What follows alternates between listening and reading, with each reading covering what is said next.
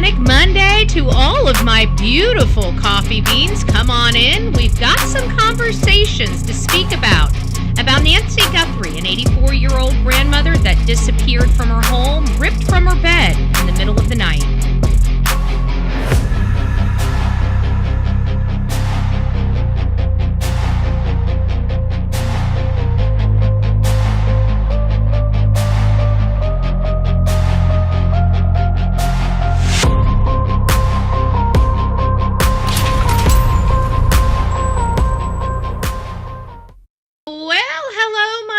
Coffee beans. I'm Bullhorn Betty. We've been covering the case of Nancy Guthrie, and a lot of the questions that we've been asking here of late is, could more have been done?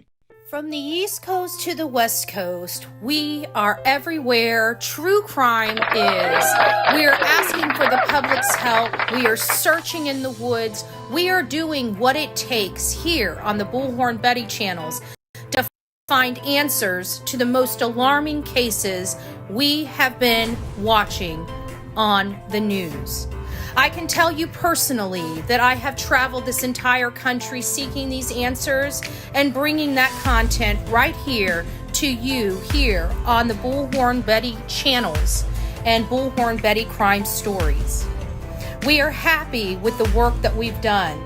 We brought many answers to the public, and we have defied mainstream media in our pursuit of the truth in these cases. We will continue to work, we will continue to fight for these victims, and we will continue to tell their stories here on my channels. Welcome to the Bullhorn Betty brand of channels and the Coffee Club. Thank you for your love, thank you for your support, and more importantly, thank you for allowing me to bring these victims' stories to each and every one of you advocating for each of these victims.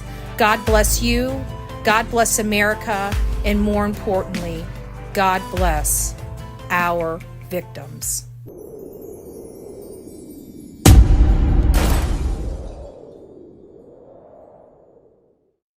It is quite interesting that we brought this topic of conversation up, because I don't think we're the only content creators, YouTubers, journalists that are asking that very question. I had an opportunity to at least preview the first hour of the interview room with Chris McDonough with a few of his law enforcement colleagues or people that he partners with to go over these cases that are knowledgeable and have a lot of law enforcement experience. So that is the kind of case that we are dealing with. And it sounds to me like they were going over all the resources this Pima County sheriff had and some of the things that they chose not to ask for help from. And I think it was the panel's overall perception is, what could it hurt? Like, this lady's been gone for 36 days.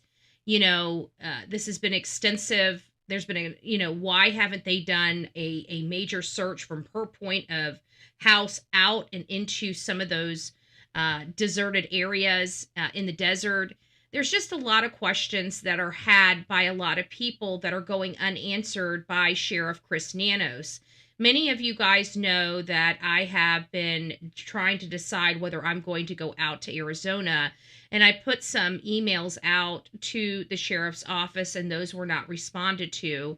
And I get a little nervous because we are social media, and most of these places don't take us seriously until we make them take us seriously.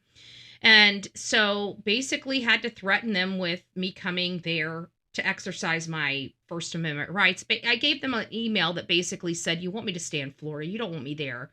I just want to be included into the updates for the journalists and stuff, the media updates.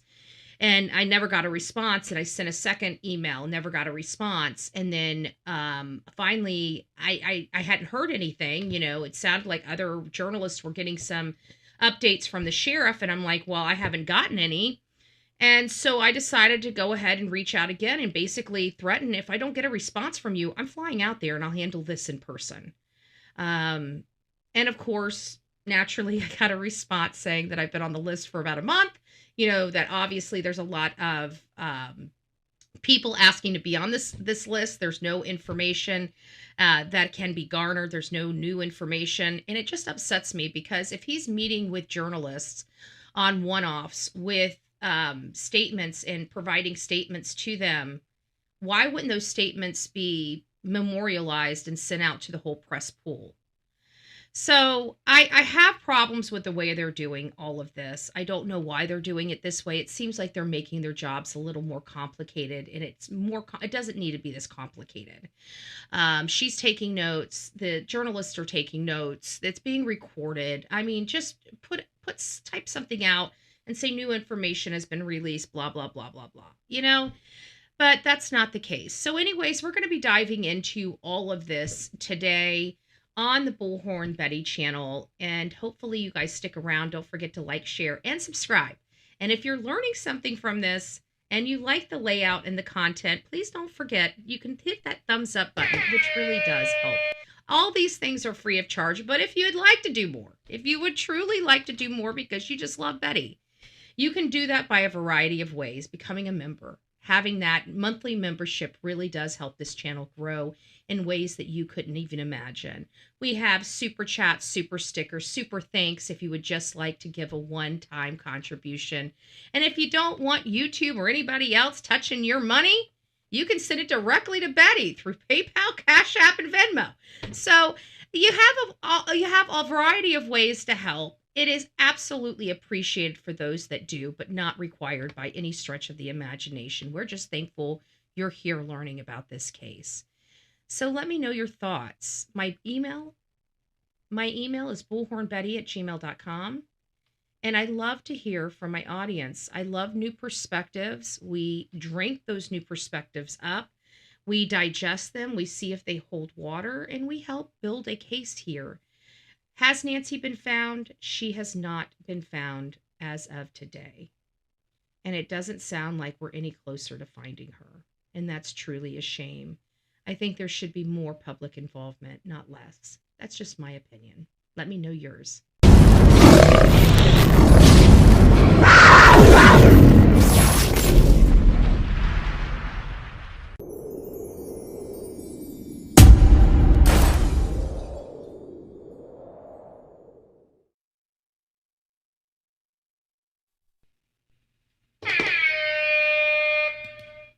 Well, good morning, my beautiful coffee beans. If you don't know who I am Bullhorn Betty, and we've been covering the case of Nancy Guthrie since it pretty much has broken. This case was very sad and detrimental just on the preliminary information that we received. A grandmother goes home, is lying in her bed, is ripped out of her bed, ripped out of her home in the middle of the night by a masked gunman. If we didn't see this masked gunman for ourselves, this case would have taken a much different turn, as we all know it would have. And we would all have been sitting on the sidelines wondering why these people aren't arrested and beating up Chris Nanos even more than we already are. This is a case where I feel the sheriff is way out of his element, but he is so arrogant that he just refuses to get out of his own way. And it's such a shame, but that's just my opinion. My opinion doesn't mean a hill of beans, to other people. It's just my perspective. I would love to see nothing more than Nancy Grace be found and brought home, whatever condition, just so we know what happened to her, just so we know. But before we get started, I want to say good morning to everybody. I want to thank you all for being here. We're going to be going over the interview room. We're going to stay in the first hour because that's all I've been able to have time to review is that first hour. That first hour had a lot of good information from his friends that are on his panel. They've been doing law enforcement for a really long time. However, I got to be honest with you. It's hard because law enforcement by nature just doesn't like media, I think Chris McDonough is more partial now that he's one of us, so to speak. But I think the overall is disdain for media. And it's so funny to see, police off the cuff and, like Duty Ron, they're law enforcement and they hate media. Yeah, like the disdain for media, their happiness of running media off and violating people's rights to be informed. It's astounding how law enforcement view media and then become media and then still have that disdain for media. It's kind of mind-blowing. But I digress. It's not about them. It's about this lady here, this 84-year-old grandmother that has been ripped out of her home in the middle of the night by a masked gunman. A masked gunman we saw on the outside of her door. That guy looks scary. And I think all of us stopped what we were doing and paid attention, because many of us still have our parents alive. And they do not live with us, okay? Many of us have our parents alive. They do not live with us, and they're independent and live alone. So we have a lot of concern when we hear these stories, especially when it's elderly or children. We kind of stop and focus and try to figure out how we can help. And in this case is something that I don't think any of us really know what we're looking at yet. I think we've got theories just all over the place and nothing that really meets what we're dealing with here. I don't think I've heard a theory yet that has encompassed everything we're dealing with here. And so I'm paying attention to all theories, and I'm trying to make all theories kind of fit and finding out which ones hold water and which ones don't. And so far, what we're finding out is what's rising to the cream of the crop is this, believe it or not, this either robbery ring or this robbery gone wrong. It really is. And the only way that this, in my opinion, again, strictly my opinion, just my perspective, in order for this to be a robbery gone wrong, in my opinion, they didn't know anybody was living in that house. I really don't believe that they would have went into an occupied dwelling if they were a ring, a burglary, robbery ring that targets high-profile targets to rob them. Obviously nothing was taken, so it seems like they if we were to take this theory, it seems like that they must have realized a homeowner was in there almost immediately, which prevented them from finishing, going for what they went in there for. That could be a perspective that could rise to the cream of the crop here. I'm not sure. Obviously, we're still looking at a hired person for either ransom, or this was a targeted attack by somebody that they knew, or just somebody that stalked and targeted them. So we still have a lot of things all over the map as possible theories as to what happened to Nancy Guthrie. What is really upsetting, what's really good about this is they were able to find residual data, and we were able to finally see the monster, at least their body, their makeup, right? It was covered, masked, everything like that. But either way, it was still, we were able to see them.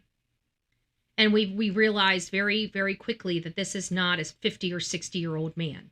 Okay. And the reason why that was important is because many of us thought it was a 56-year-old man that broke into this house and injured this lady.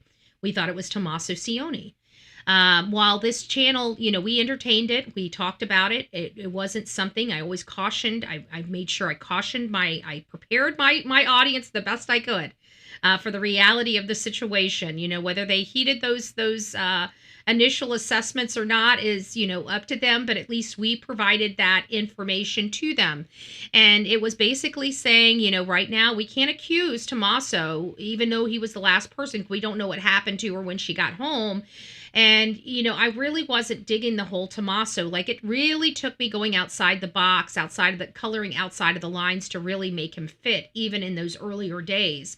I've been doing it a while. I kind of know what I'm looking for in investigations. Sometimes things, you can't stay in that box. You've got to be able to move. But, we're used to seeing certain things in certain places in many of these types of cases. And I wasn't seeing those when it came to Tommaso and Annie. So I let you guys know that.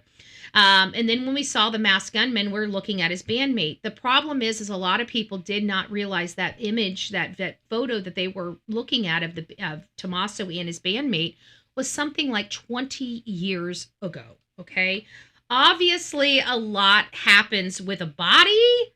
A lot happens with the breakdown of a body in 20 years.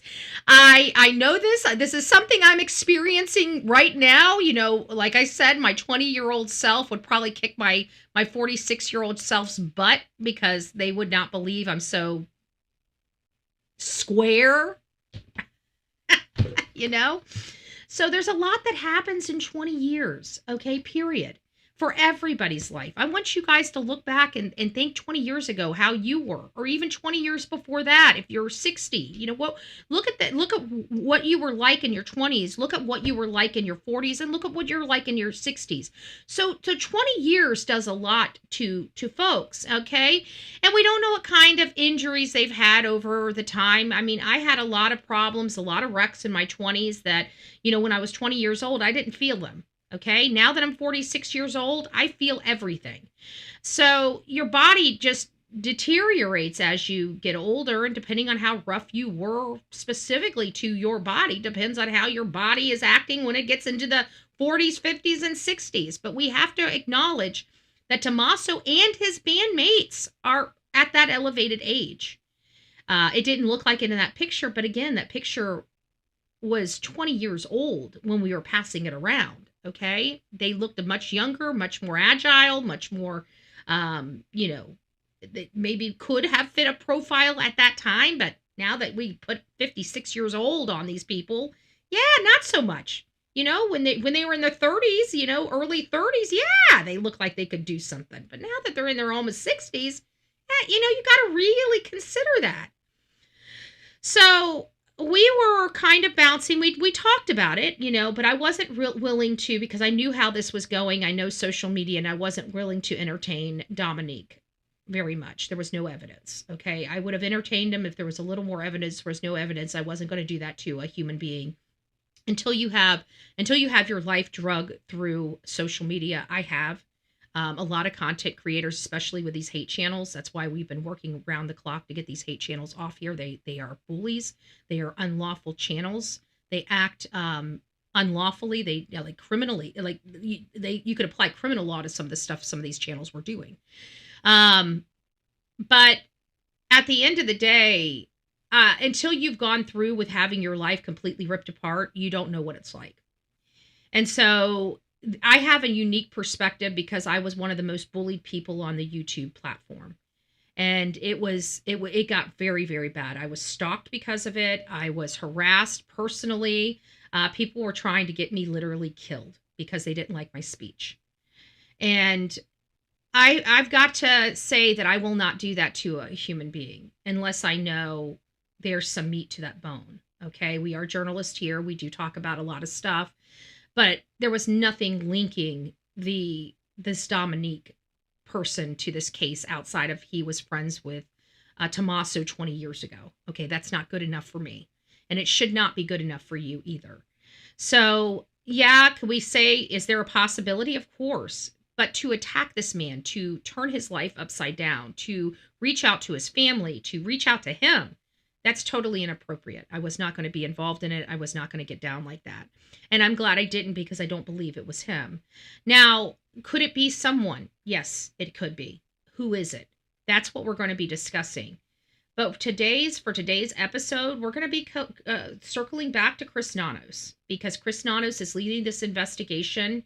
He needs to take responsibility and be transparent in this investigation. This is all on him, and we're not taking our foot off his neck. Period. Why are we not taking our foot off Chris Nanos' neck? Because we don't believe he should be investigating this case. We think it should be in the FBI's hand, much like the Sebastian Rogers case. This is well above his pay grade. The Sebastian Rogers case is well above Sheriff Snuggle Struggle's pay grade as well. Both of these cases should have been handed over to the FBI, but we have two arrogant sheriffs in both of these cases, and we're going to be starting to couple these cases together. Why? Because there are some elements that we must shame two different sheriffs together. Might as well do it together, right? There's no need for two different shows. These two sheriffs are acting very, very similarly with the investigation of this case, and it makes you wonder why. I think a lot of us want to know why. But before we get in, I want to say good morning, guys. I've decided to limit our cards. I'm going to change out the cards when we do the cards, but today is going to be Spiritual AF, Affirmations for a Badass, and Bloom Encouragement cards. Okay, Bloom Encouragement cards. We're doing 3 sets today. The next time we do it, these will not be a part of those sets. Okay, the next sets will be different. So if you guys have, it looks like we had 3 people that have participated this morning. If you meet the $5, we read 5 cards. So please let me know. I know for you, Sonia, you're probably going to go with Bloom Encouragement because you'd probably want religious, and I don't have really anything. Religious is probably the closest non-cuss word thing that we have. And then the other 2 are more not so religious, a little more funny, but maybe PG-13 funny. So it's what you wish is my command. Now, if Sonia may get a wild hair up her butt and said, "No, I want to see what the affirmations have to say about me." All right. Well, if that's the case, Sonia, just throw it down in the chat, and I'll get to it in a second. So it's nice to see you. Michelle was the first one to say good morning. Hi, Michelle. I want to scream out and shout out your sister, too. Hi, Sissy. It's nice to see you. Let Them 66. It's nice to see you. Melanie, Denise. Hello, guys. I hope you are doing well. Phil, Mama, it's nice to see you this morning. Downey, it's nice to see you. Mama gifted a Bullhorn Betty membership. Thank you for that. Because I'm a love machine. Ow! And it looked like it went to Lindsay. So Lindsay, welcome to this crazy family we call the Coffee Club, i.e. the Insane Asylum. Grab your straitjacket in your padded room and welcome aboard, folks. Welcome aboard. It's nice to see you. Sonia, it's nice to see you, my love. I hope you are doing well. Melanie, trust the process. It's nice to see you. Thank you, Miss Melanie. She says, happy Monday, Betty. Delilah Mods chat. Much love to everyone, BHB. Thank you for everything you do for the missing. We appreciate you. All right. Now, I know you're going to tell me to pick whatever because we've done this for a while. So I'm leaving the Bloom for Sonia. I'm going to pick, how many do we got? We got 3, so we got 3 decks of cards. Oh gosh, who's the next one? Hold on, let me see who else is down here because I got to figure out what cards to put for you too. We have Let Them 66. Uh-oh. Let Them 66 says go. Thank you, by the way. Says, good morning, BHB Mods chat, sending prayers to all that need them and prayers to the Guthrie family who is searching for her. Keep them safe. And you're going to want a religious one, too. So, I guess we'll do 10 Bloom. And for you, I think we're going to go with Spiritual AF for Melanie. Okay, I got it. I'm ready now. See how that, I just needed to work through it. I had to play the tape through. Okay, let's pull out 5 cards. We're doing Melanie first. We got 1, 2, and I just pick any card. I figured it's all for chance anyways. Right? We don't know what it's going to say. These are more for everybody, not just the person, because they're just fun. Uh-oh. I think I'm going to have to put the glasses on for this. Ancient Proverbs. If you meet more than 2 a-holes a day, you're it. Melanie, if you meet more than 2 a-holes today, you are it. I can't read this. It says Anis Nin said we don't see things at, you know what, let me just put the glasses on. I don't know why I'm struggling this, but once I put the glasses on, then they don't typically come back off. I can read everything on the screen. There we go. I can see again. We don't see things as they are. We see them as we are. So 1 or 2 a-holes could be random. 3 a-holes is a clear sign you got on your sphinxter glasses. You got on your sphinxter glasses. Take a moment to check in with your perception of things. It might just be you. Cupcake? I like this. It even has cupcake in it. It's like these cards were made for me. Maybe it's you, Cupcake. The a-holes. Luckily, you and everyone else, you've got the power to change that. So basically saying if you're looking at everybody like they're the a-hole, maybe you're just got the wrong view for the day. Maybe you need to change the view. I kind of like that. It was a little wordy for me, but let's move on. The world doesn't owe you anything. That is one of the biggest things I tell everybody on here. The world doesn't owe you a thing. Acting like the world owes you something keeps you in a mentality of sacrifice, scarcity. Mentality of scarcities. Here's the hard truth. The universe never borrowed anything from you. All the gifts she's given you so far have been gifts. Ooh, some maybe gratitude might be in order. All the gifts she gives you so far have been gifts. If you treat everything in your life like that, if you treat everything in your life like that, you'll be a lot happier, unless you're a dick. Then you'll just be grumpy by choice, boo-boo. We haven't gotten to these. Is somebody in the chat having a bad day today? It sounds like somebody needs to hear these. I do believe in chance. Courage is knowing it might hurt and doing it anyways. Courage is knowing that it might hurt and doing it anyways. Stupidity is the same. That's why life is hard. Interesting. I want to read that again. Courage is knowing that it might hurt. So that means you know that what you're about to do could get you hurt, right? And you do it anyways. Stupidity is the same thing. That's why life is so hard. Isn't that the truth, though? If you think about it, isn't that the truth?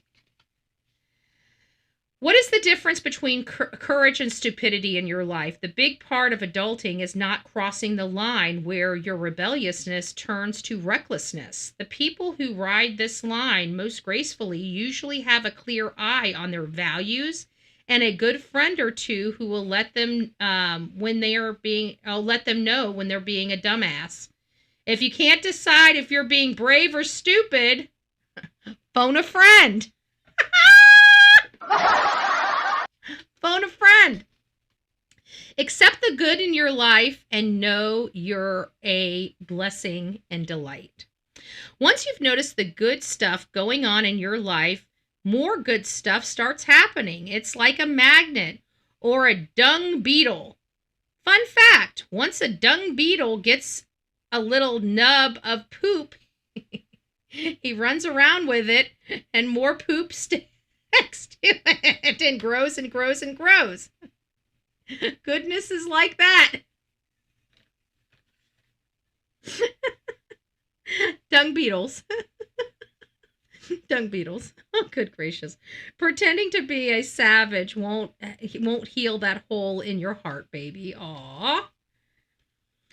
You know who the real OG are? The ones who ain't got shit to hide from anyone, especially themselves. Real OGs claim their humanity. They hold those wounds up to the light like Mufasa holding Simba.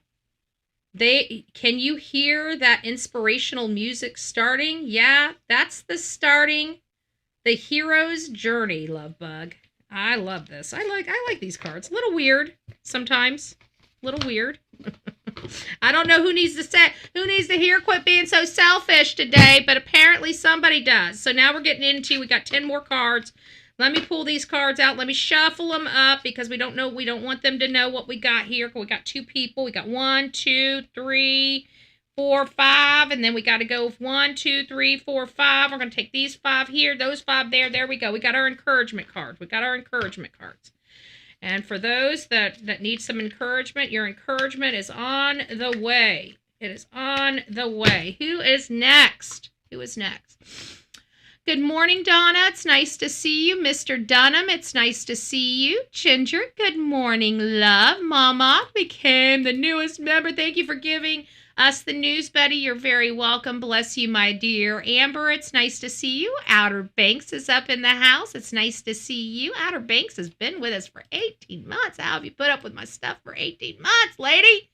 Kathleen, it's nice to see you. Good morning, good morning, good morning. Mr. Dunham, Teresa, good morning. YouTuber, it's nice to see you. True Crime Justice, it's nice to see you. Bella Boo Boo, good morning, love. I hope you are doing well.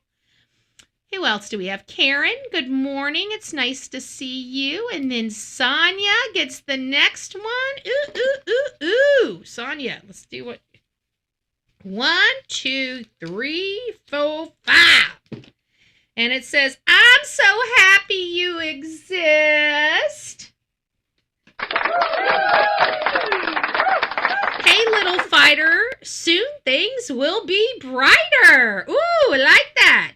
You did something amazing, and I noticed. Ooh, ooh, ooh.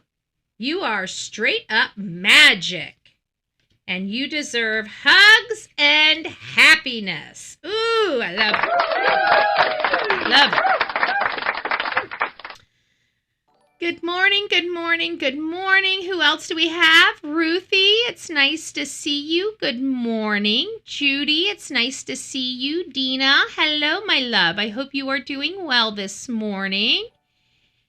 Who else do we have? I think I've said hi to all of you so far. Hello, hello, hello. More hello, hello, hellos. And then we got Gail. It's nice to see you. Good morning, love. And Let Them 66 says, good morning, BHB mods. Sending prayers to all. Did I read Sonia's? Anyways, I'll have to go back and read Sonia's. Prayers to all that need them, and pray to the Guthrie family who is searching for her. Keep them safe. Amen. And here are yours. It says, if you were a fruit, you'd be a fine apple. I hope you feel beautiful today because you are. Oh, I love those. Keep your head up. I love that. I don't know. It says donut. I donut what I do without you. Oh, I love that's cute. Just because I love you. Aww. These encouragement cards. I do kind of like these encouragement cards, don't you? They're a little small. They got little notes on them, but the little notes really have the biggest impact. It's nice to see you. It's nice to see you. Let's see what we got here. Arn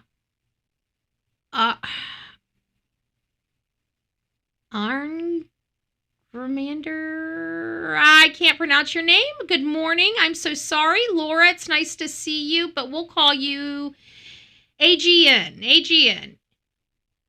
I don't know how to pronounce your name. I do apologize about that. I'm so sorry about that. Vicky, it's nice to see you. Good morning. Good morning.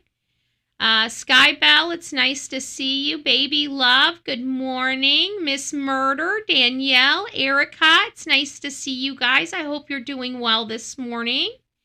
It's nice to see you. And I feel like I thought I saw something else. Who is this? Dee's Mystery. Coffee is way more delicious with the club. It absolutely is. It absolutely is. Thank you. Thank you. Michelle, thank you so much for the love. I appreciate that. Baby Love, she says, give me 10. We're going to give you badass because those are the ones we have not read yet. We have not read yet. So we're going to give you 9. We'll give you 9 badass cards. Let's see what's in our badass future for today. Let's see what's in our badass. We're shuffling. This is the last of the last here, folks. We got to get on with the show. So we're going to go, let's just go right in the middle. We got 1, 2, 3, 4, 5, 6, 7, 8, 9, 10. All right. All right. Everybody needs to hear this. Everybody needs to hear. Oh, I see Pete. Hey, Pete. It's nice to see you. AJD, it's nice to see you. I hope you're doing good. I hope you're doing good.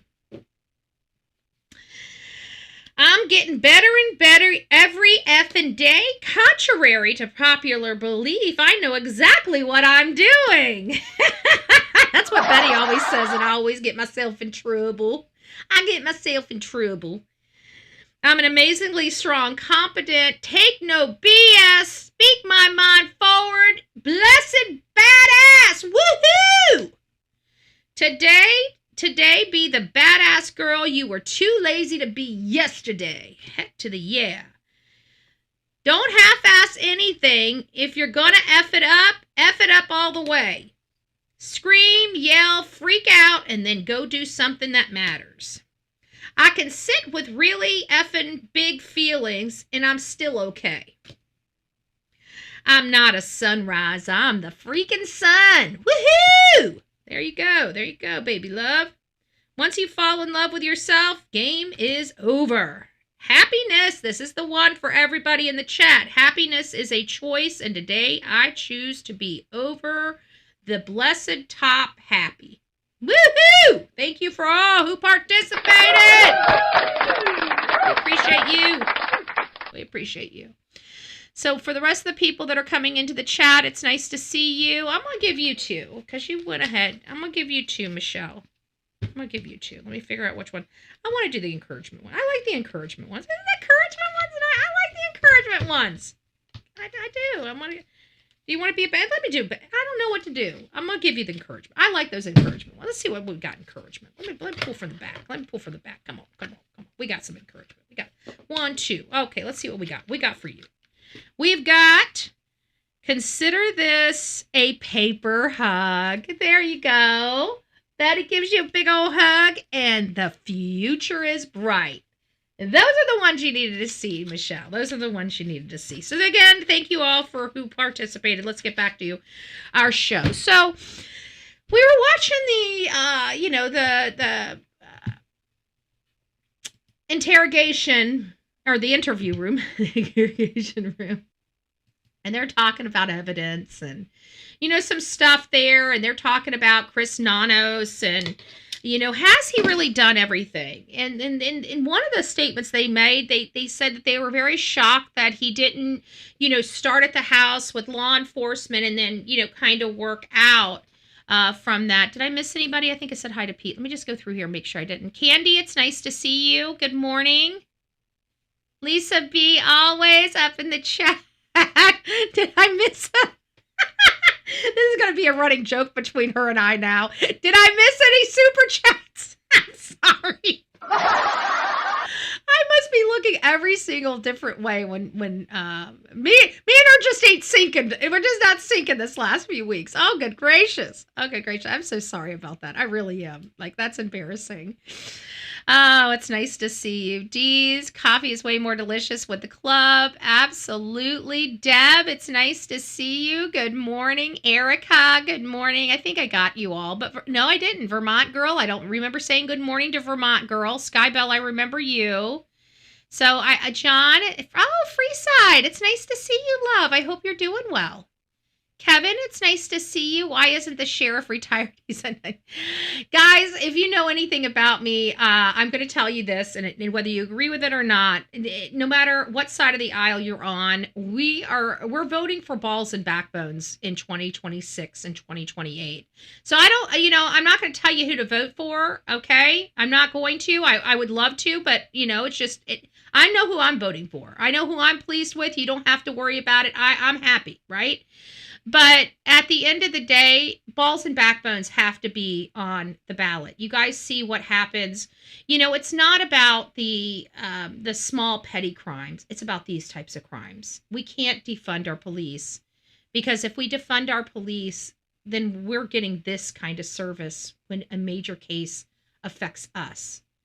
And if we're not going to be appreciative of this kind of service when it affects us, how can we allow this kind of service to be somebody else's? This is a grandmother. She has grandchildren. I don't even want to begin in how devastating those grandchildren have to be at this point. Adults, we're not designed to handle this, but we're more equipped to handle it than kids. And the mental weight that this has got to be on those children inside that family is unbearable for me. Shanna, it's nice to see you. Manda, good morning. It's nice to see you as well. And so that, that we've got to remember, and that's what's keeping us all engaged, to be honest with you, Savannah, that's not the focus of why we picked up this case. To be honest with you, I like Savannah. She seems very sweet, but her and I don't know her personally, and professionally, her and I would never see eye to eye on. But that's not how we select cases. We select cases on this channel as whether they defy logic or not, because those are what interest us. I like interesting cases. This case absolutely defies logic. And that's one of the criterias that brought this case to our channel. It breaks my heart to be on X or Facebook and see some of the nasty comments that are political, that are based upon these people's, financial ability. Those are not what gives, what makes us follow a case or not. It has nothing to do with that. At the end of the day, these are all victims, and our hearts as human beings should go out to victims. And to victim shame and blame, or to be so damn arrogant and mean and nasty to any victim or family is disgusting. Okay? It's inhumane. And it has to be brought up. And we have got to start letting people know your behavior is appalling. Okay? These comments are appalling. There's no place in our society where this is acceptable. And I think that we all can come together and unify around that, because victims are victims. And no matter whether we like them or not like them, or whatever the case may be, somebody is hurting because of this. And our human nature, especially the majority of us are women. We have a lot of men that have been brought into this case, and I'm sure it's because they think of their own mother or grandmother, and that's what's bringing them in. This is a very horrible case, folks. Teresa, you're right. Evil. It's an evil case. A grandmother. I mean, take away the affluence of Savannah or her notoriety. Take all that out. You've got a grandmother that has lived in her home for decades, ripped out of her bed in the middle of the night by a masked gunman. No matter how you look at it, that is a horrible case. That is a horrible case. And the possibility of her being alive. We all wanted to bring her home, and we all wanted to bring her home alive. That's why we're here. Now that we kind of have come to acceptance that we may not get Nancy back alive or at all. I mean, I've got to put that caveat on here at this moment. We may not we may never see her again, dead or alive, the way this is going. Okay? If you remember, even with all the technology of convicting Brian Kohberger and the digital trail he had, they've never found the murder weapon. They never found the murder weapon. And I think the reason why they did not find the murder weapon, just bear with me, this is just my opinion. I want to make sure that that's very noticeable, that it's my opinion, my perspective. But I also believe that we're never going to find that knife. I believe that knife was wrapped up. And you guys remember when he went to the grocery store, but he never bought anything? If I'm not mistaken, he may even have went to the men's bathroom.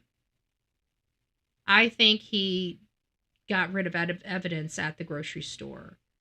Going toward the men's bathroom, sometimes you don't have cameras down that way. Could he have went to the back of the store? Could he have went to the dumpsters? I guess that's possible. But at the end of the day, he could have wrapped it up in a shirt and stuffed it into one of those garbage bags, and nobody would have been the wiser when they cleaned that bathroom. It was weeks later that they realized he was there, if not months later. So I believe that there's a way to discard evidence. Now, when it comes to Luke Daly has a hand injury. Many people, actually, I should say, what sparked off this hand injury was Turkey Man. He called into our show and wanted to know whether this guy appeared to be right-handed or left-handed. I remember going to the FBI, pulling the camera. We watched it 2 or 3 times. And I remember Turkey Man telling me that he thought that this person had a right hand injury. And this was before Carlos was raided. This was before, maybe not. I can't remember when we have to look at the timeline, when the release of this video was, when our call-in show was, but I'm pretty sure it was before the raid of Luke's house, but it could have been after. And even if it was after, I don't think we realized Luke had an injury. Somebody noticed how fat the hands were. His hands were fat. I think that was the word that they were used when we pulled up the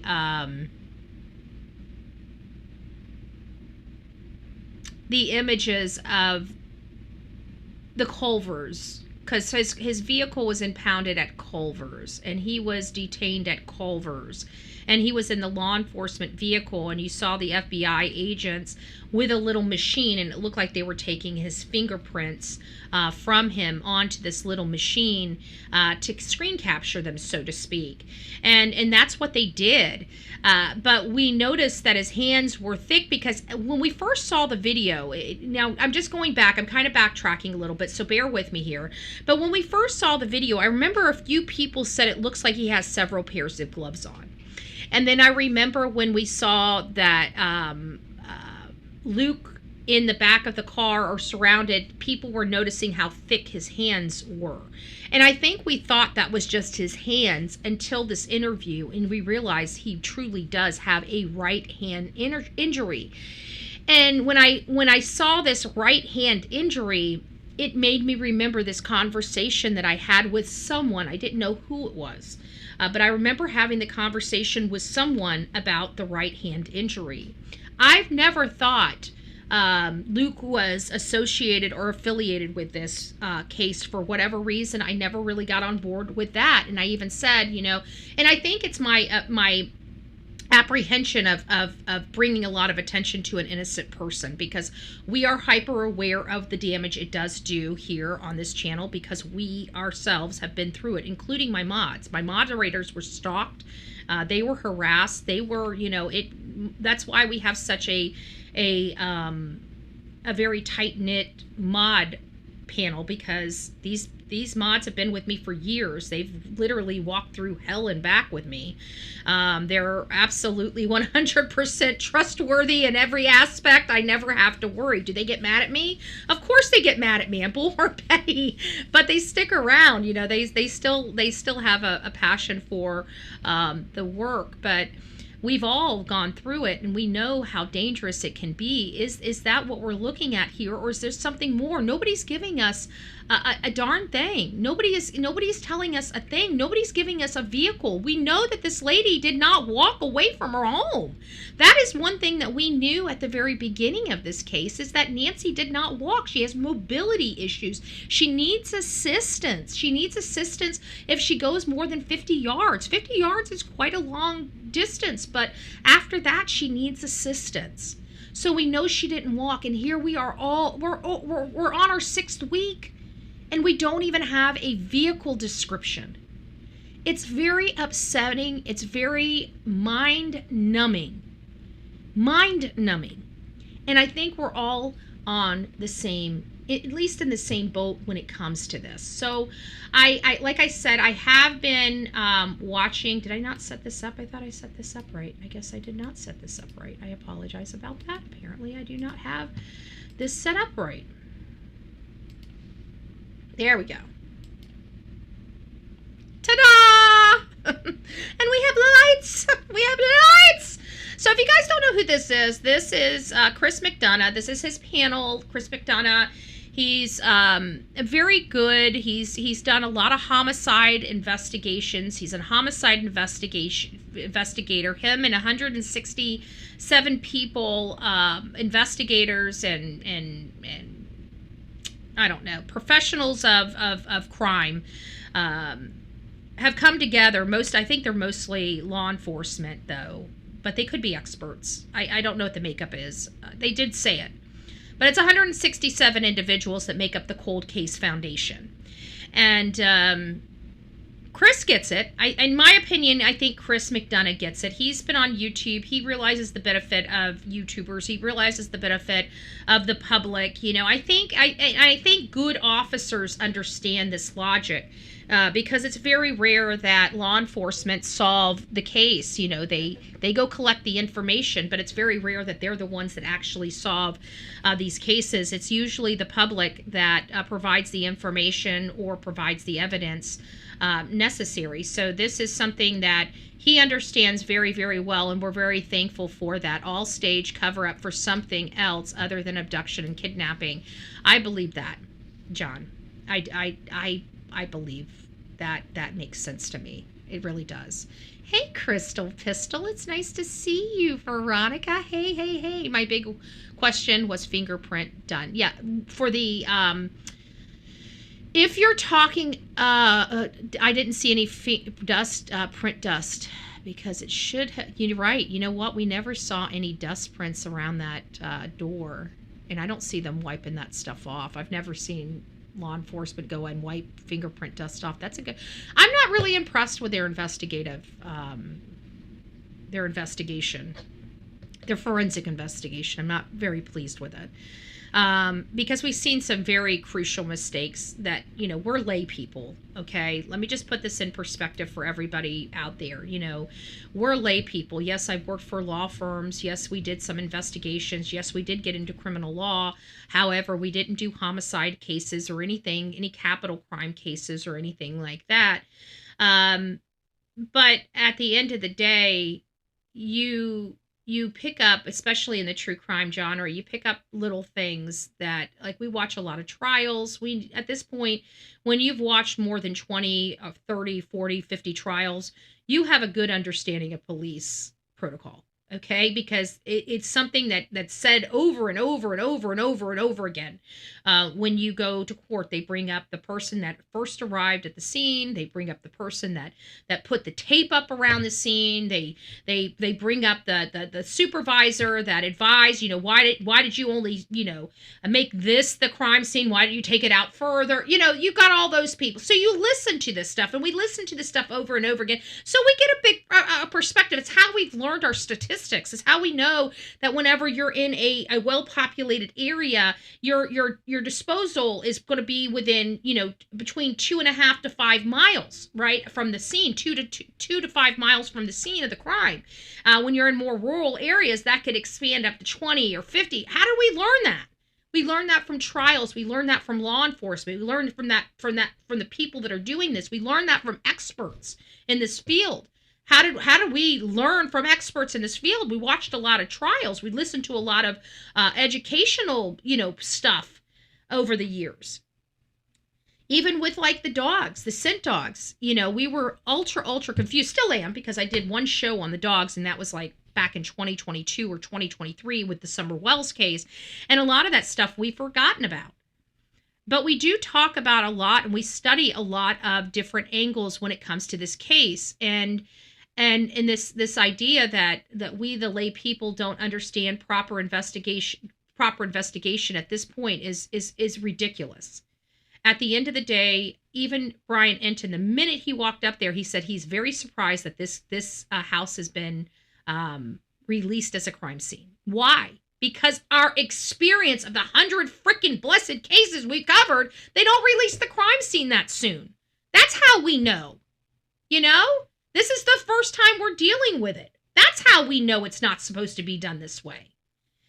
We all know that it's not up for law enforcement to determine what is evidence, right? So what was the first thing that we saw there more than anything else? We saw that rug at that front door.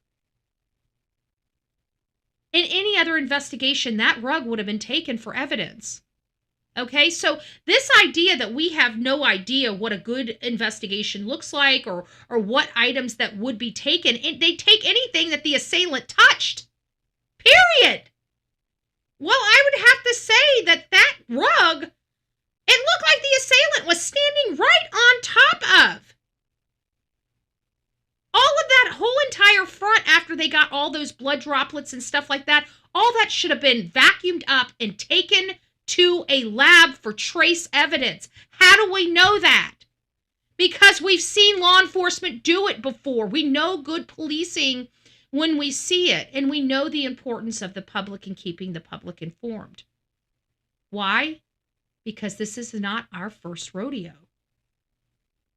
However, this is their first rodeo dealing with the true crime community.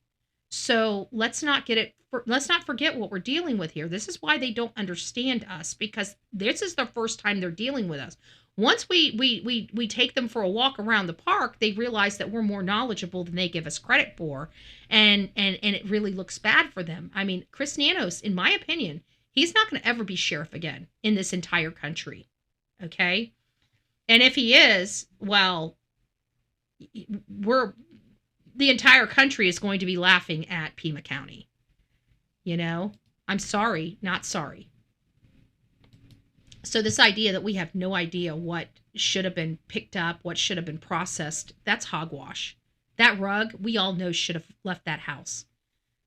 Even that, you know, when Chris walked up there and saw that foliage at the door, we didn't know what that was about until we saw that FBI video of him ripping the stuff out. People thought that maybe somebody went up there with some flowers to get her to open the door.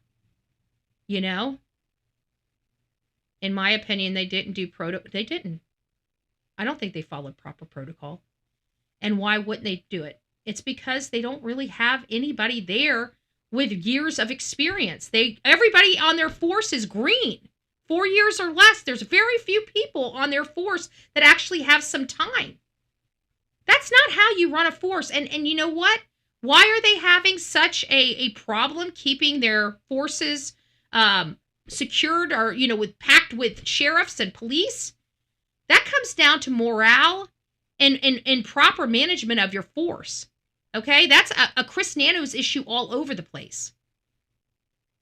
Because I can tell you, officers stay where they're appreciated and respected. They leave when you give them a bunch of BS.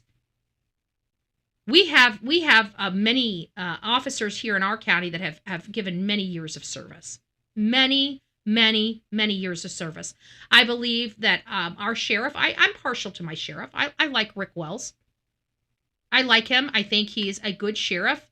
You know, I knew his daddy, but I didn't know his daddy as sheriff. I knew his daddy because he came to the parties that my families went to in the northwest side of Bradenton back in the 80s and 90s. So I knew his family then. I was just a little tiny kid, but that's how I knew his dad. But I like Rick. I like my sheriff. I like how he polices. He doesn't like arresting children. He will if he has to, but he doesn't like to. He likes to find different programs to keep kids out of trouble. He doesn't want to get them in the system. I mean, everything that I want in a sheriff, I've got in Rick Wells. Are there certain things I'd like to change? Yes. But are they the line in the sand where I'm going to actively try to get him out of our... No. Because we're not going to agree 100%, but is his overall, do I agree with his policing overall? And the answer is yes. Did they make mistakes?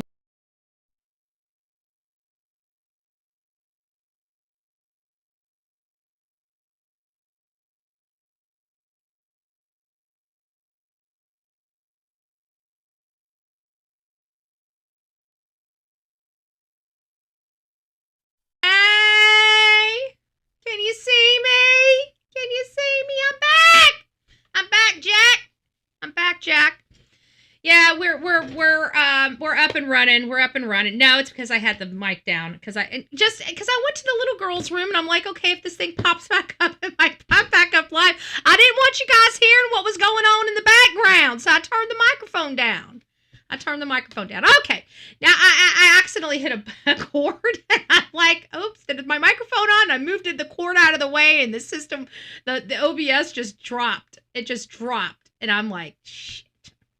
So it had to be put back on. So we're up and running. So getting back to the evidence, sorry about that. The good news is if you're on the replay crew, you didn't even see what happens, because when it goes down for whatever reason, good old YouTube cuts all that out. So it looks like I went down and we're back up, but not, you guys wouldn't even know if you're on the replay crew. We were down for like 10 minutes. We're down for like 10 minutes. So we're back up. I got some coffee. I feel relieved. Delilah's not happy because she was thinking it was party time. And I'm like, we're still working, babe. She didn't like it. She didn't like it none. So getting back to Chris McDonough, they're talking about the evidence. They're talking about certain things. I'm coming in here about 20 minutes in. There's other conversations to be had, but I think it's Bob Gillum that I really like listening to for this, because he's kind of the cop's cop. You can tell he doesn't really care for too much media. You can see he's one of those, those law enforcement officers, which there's a lot of them. They don't make people like Chris McDonough very often. Okay, that's why he's so successful, and he knows how to get out of his own way. That's what makes him, again, so successful. It's not just about your ability to think outside the box. It's also about your ability to accept resources and accept help, and being truly willing to turn over every stone to see what works and what doesn't. You never know. You never know. So anyways, let's get into this. Now that we got our our volume back, we got relieved. Betty's shutting up. You know how it all goes. And a team. So how do we explain that to the public? I think by virtue of the example of the Leticia Hernandez case, which attracted national attention. I think we went to be tracked. I don't want him. I mean, we'll go back to supposedly. him. But it's Bob Gillum I want there. Okay, so they come up with some. Anyway? Yeah, I agree. But, most of the tips you receive are from well-meaning people. Occasionally you get people that want to inject themselves into the case, so they come up with some bizarre theory that they want you to follow up on. But though that's not the norm. One of the things, just for the audience, one of the ways that that we used to vet tips, and I'll bring up the Chris, you remember the Julia Hernandez case that we did an episode of your show on, the cold case from Carlsbad, California. Yeah. And in that case, it went cold. It was a 1987 murder of a young Hispanic maid that worked for a relatively affluent couple in the La Costa area of Carlsbad. She had gotten off of a city bus at about 8 o'clock at night and was walking the short distance. It was about a quarter of a mile to her home. She lived with the affluent couple in a ADU, and we'll get into those was talking abducted, points. Dragged off the street. No, Justice. We'll get into those talking points in just a case. No, they're not. There's a lot of stuff that they're not doing. He's going to hit on a couple of things here in just a few moments, and I think it's going to be interesting. So stick around, and I think you'll be interested by the topic. Did I not hit that? I thought I hit it. Sorry, guys. Into some bushes, and she was essayed, she was strangled, she was robbed, and she was discovered the next morning. This occurred on a Friday night, and she was discovered on Saturday morning by a jogger. That was my case, and I worked it diligently for a couple of weeks initially, along with other detectives, of course. And we got a lot of tips on it. We actually did a Crime Stoppers reenactment of it where they filmed. If you remember back in the day, San Diego PD had their film crew, and Linda Zweig, if you remember her, she ran that for San Diego Police Department. And Linda came up and with her team, and they did a very good reenactment, and that aired on San Diego TV for weeks. And we got a lot of tips, as you could imagine, but nothing really panned out. And one of the ways that we handled the tips at Carlsbad, and we had a relatively small detective squad, but we would all of us that were working the case, we would take the tips and in a written format, and we would go into the conference room over coffee, and we would just sit and go through all of the tips and decide which ones we thought were viable to follow up on and which ones we didn't. So that's how we did it. So That's a great segue into my next thought here. Today's world is, a lot of lab work, a lot of, digital footprints, et cetera. But, what about now that the DNA doesn't come back and it turns out to be unrelated to anything? And now, how often do those types of leads that you just talked about, Bob, occur in missing persons cases? And what strategies are utilized going through those leads so that you don't get into this rabbit hole tunnel vision aspect of things? And do you understand where I'm going with that question? yeah, I think so. You just have to use your good judgment and your wisdom and experience to vet these leads. I'll quote, well, I'll say this: you just have to use your good judgment. And as I said, it wasn't just my judgment in vetting the leads. My whole team, we sat and walked through all of the tips that we got, and we decided who was going to follow up on what. And before I forget, I might add that in that Julia Hernandez case, just for the audience, Carlsbad PD actually made an arrest on the case.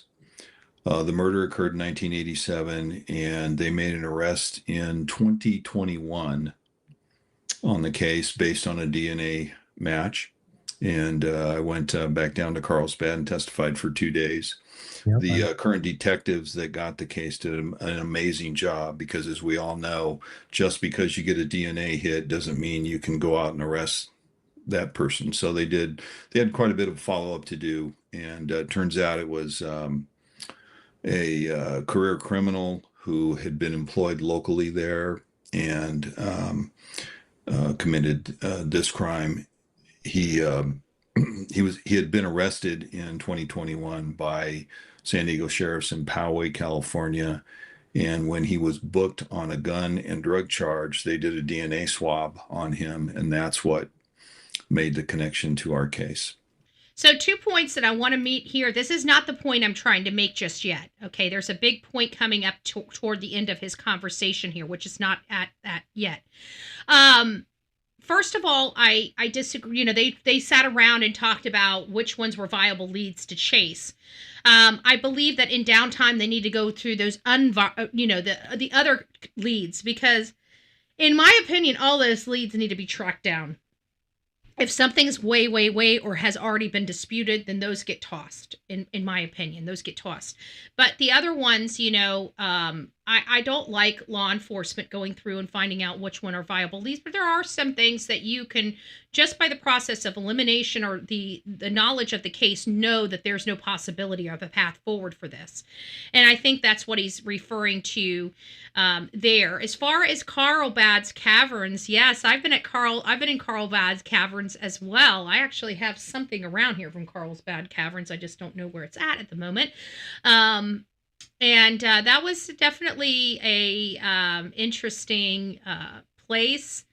The caverns themselves are very interesting, but we stayed there for the bats. The bats like to come out of the cave at dusk, and a lot of these caves, including Carlsbad Caverns, have bats, and so it's a site. It's a tourist site to see all these bats coming out of the caves and caverns. So it's pretty interesting. But it is about the last thing I'm going to point out is the DNA. Remember, we were just talking about DNA. Anybody that's been arrested for a felony, anybody that's been convicted of a felony, you have to be swabbed and you go into a database. So if you're a felon, your DNA is going into a database. You have risen to that level where they now have a right to have your DNA on file to make sure you're not committing other crimes. So if you're a felon and you've had your DNA swabbed, you might want to be careful. You might want to turn your life around. If you're a felon and never been swabbed, you might want to consider yourself lucky and stop the shenanigans and turn your life around. There's better ways to do life. I can promise you that. And your survival in being a thriving member of our society is important to people like me. I want everybody to succeed and thrive. I want everybody to have an opportunity for a better tomorrow. I want everybody, this is America. This is the one place where it doesn't matter what walk of life you come from. If you put the work into it, you can get something out of it. This is the one place that you can, be a piece of garbage 1 minute and change your life the next and get a path forward to a good life. You don't have to always have that. Now, you may put yourself in the box. You may say, oh, this is hard. I can tell you right now, I've walked the walk. It's not easy. I can tell you that. I've had to work 10,000 times harder than people that did not have the same walk as me or have the same problems that I had. I had to work 10 times harder for wherever I got. But that was a choice I chose to make because I chose to go down wrong paths. And because I chose to go down wrong paths, going down right paths are 10 times, 1,000 times harder to go down. But you know what? When you have the will, you do. This is a point where you've had a crossroad, and it's time for you to choose a different path. Especially if you haven't had your DNA taken. Because if you're still doing stuff and you haven't been caught for some of the stuff you did, you could be. Stop while you're ahead. That's the message. Stop while you're ahead. But here's what this guy's got to say after this. So it was a good case and very, very satisfying for me. That was 36 years after the murder that we convicted him. So wow, very good case. Yeah. Well, I always think it's interesting to look at historical cases. Go back to the other part because there's another part that he says. Hold on, let me see. Give me just... found. That doesn't mean that you put your brain on automatic and just put it in the back. From Nancy's home. Okay, here we go. It's this one.